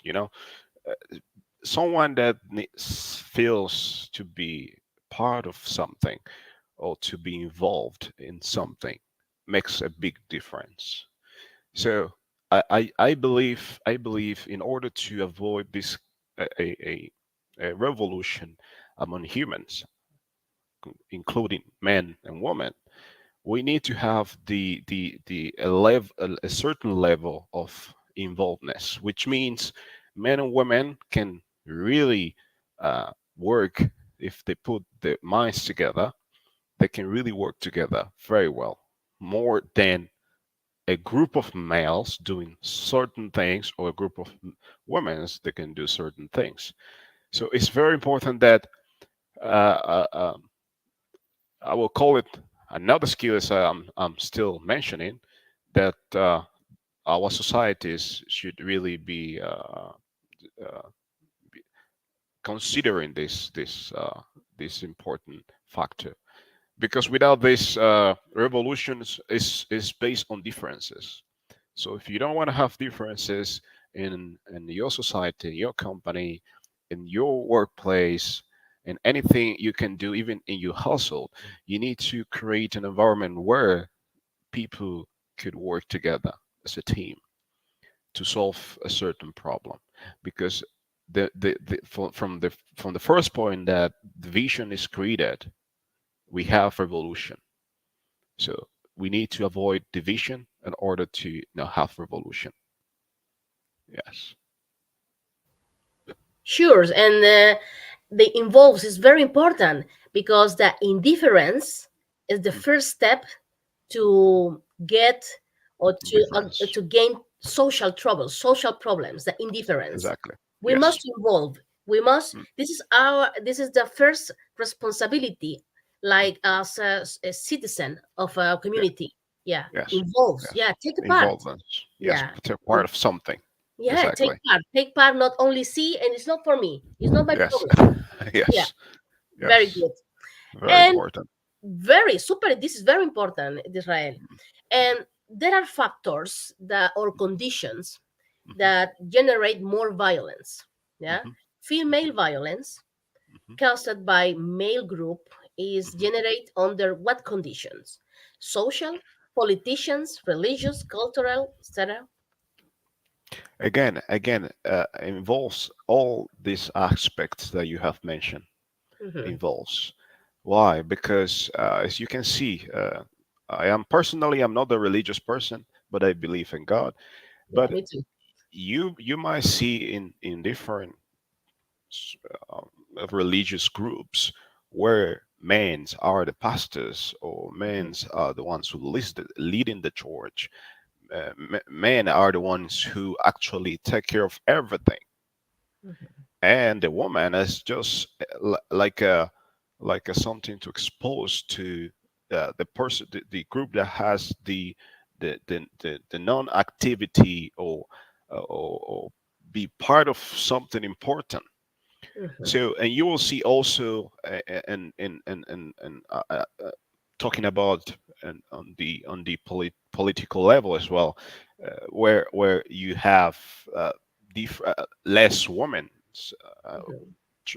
being the presidents. We're talking about president is a really high level thing that we cannot imagine. Whenever you Mhm. see any country having a for the ministry or president to be a woman is a very it's a very big topic, and it becomes scandalous because it's something that we are not used to it. So um, from this point, you can really see how it's important to have this involvedness of women, and it's everywhere. It's everywhere. If you're going for example, if you're going to the universities, for example, where I studied, I didn't have in my classroom any woman because my major, is being spread out to be a very difficult uh, uh, Hmm. major. Yeah. So uh, this is a strategy, a strategically separating Hmm. women's to be part of something that really could change the world. Is really important, not only for men but also for women. So I think this is something that is really spread everywhere in Yeah. our society. Yes. Yes. Yeah. Yes, And without we see it in every part. Yeah. yes, everywhere. Yeah, and everywhere. And Israel, Yes, tell us your message to the boys and young men that now are part of our audience, and maybe that people is not, or maybe there are in the path, because if the people is our audience see this forum, means that are in the path, yeah, of the yes, awareness. yes. Send us message please to the people, and about your own experience about what is the meaning about new masculinities, because I have read your biography, Mhm. professional biography. You are a very good example for success to against the trouble. You are a man with courage. Yeah, Yes, yes. you are a man that can teach and can tell you can do it, Yeah. no matter the struggle, no matter the challenge. Yeah, you can do it. Mm. And that's why I'd ask you that please send a message to our audience, our young audience, about what it means, what involves the new masculinity. It involves different skills. I will start again from awareness Yeah. because this is Yes. It's I'm true. gonna talk all over the time talking about awareness because awareness is the first thing that you Yeah. must develop in order for you to make a change. And if you're not aware of, first, for example, of yourself, what's your capabilities, what's your weakness, what you can do and what you cannot do, is going to be very challenging to make a change. Uh, so it's very important that your men's and kids and the youth, they could have the chance, because it's likely a chance to be uh, uh, it's a level of mentality to be to know Mhm. exactly what you have to do and how what you have to do and how to do what you are planning as a change that you want to take part of. uh, I'm going to give an example of what I'm doing currently as a CEO of Asta, which is a company which has different sections.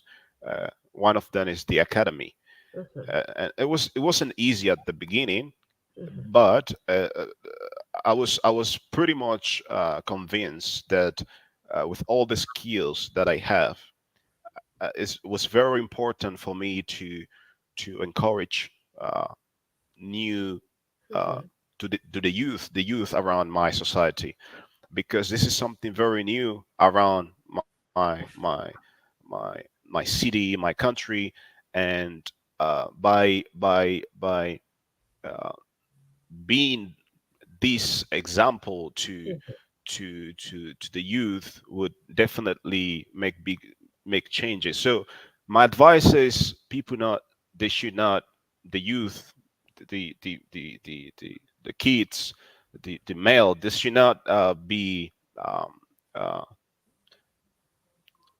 afraid Mhm. to really do whatever they want to do, and I'm pretty sure they will definitely ultimately motivate Mhm. more people around. Yeah, Okay. I'm very grateful with you, Israel. Thank you for your yeah, time. Thank you for sharing your knowledge and donate also your shining with us. yeah, And thank you for bringing to us new shining, new vision of the life. yeah. Because I'm sure I'm clear about your concept because I experiment with myself, with my own life. When you awareness Mm-hmm. your life begin and go up to changing. Yeah, it's Yes, and every definitely, time and definitely. changing for better. Yeah, yeah, Yes, always. yes, yes, always, Yes, yes, because the yes, awareness is bring us conscious about yes, ourselves and yes. our world, and Our not only surrounding. around it, and not only for people, only Mhm. also for no or animals, plants, Yes, yes. rivers. Yeah, It's a very important skill. super Maybe the very most important important. skill. Yes, yes, yes, yes. Very, Yes, very, very yes, grateful with yes. you. Thank you. God bless you a lot. Yeah. And we are You too. closing. Yeah, thank you, Israel. Thank you because I know that you had struggled with your connection, but you are here, Yeah.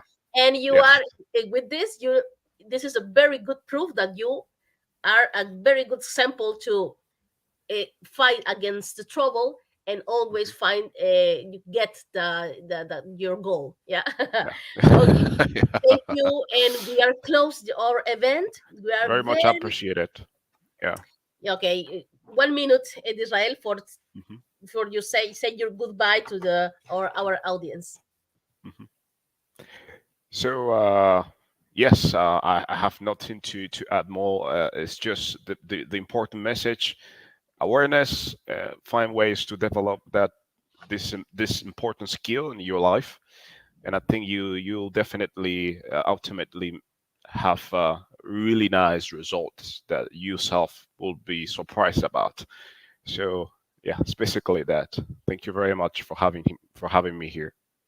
Thanks for you to join us and to accept this challenge. Okay, Thank my you very dear Mirel. much. Yeah, I keep with your powerful message. Awareness is a Yeah, skill we must to build. We yeah, must to yeah, get part of. We must to involve, and yeah. the education is the key. Mm. Without education, Yes, it's yes, very difficult that we can change our life.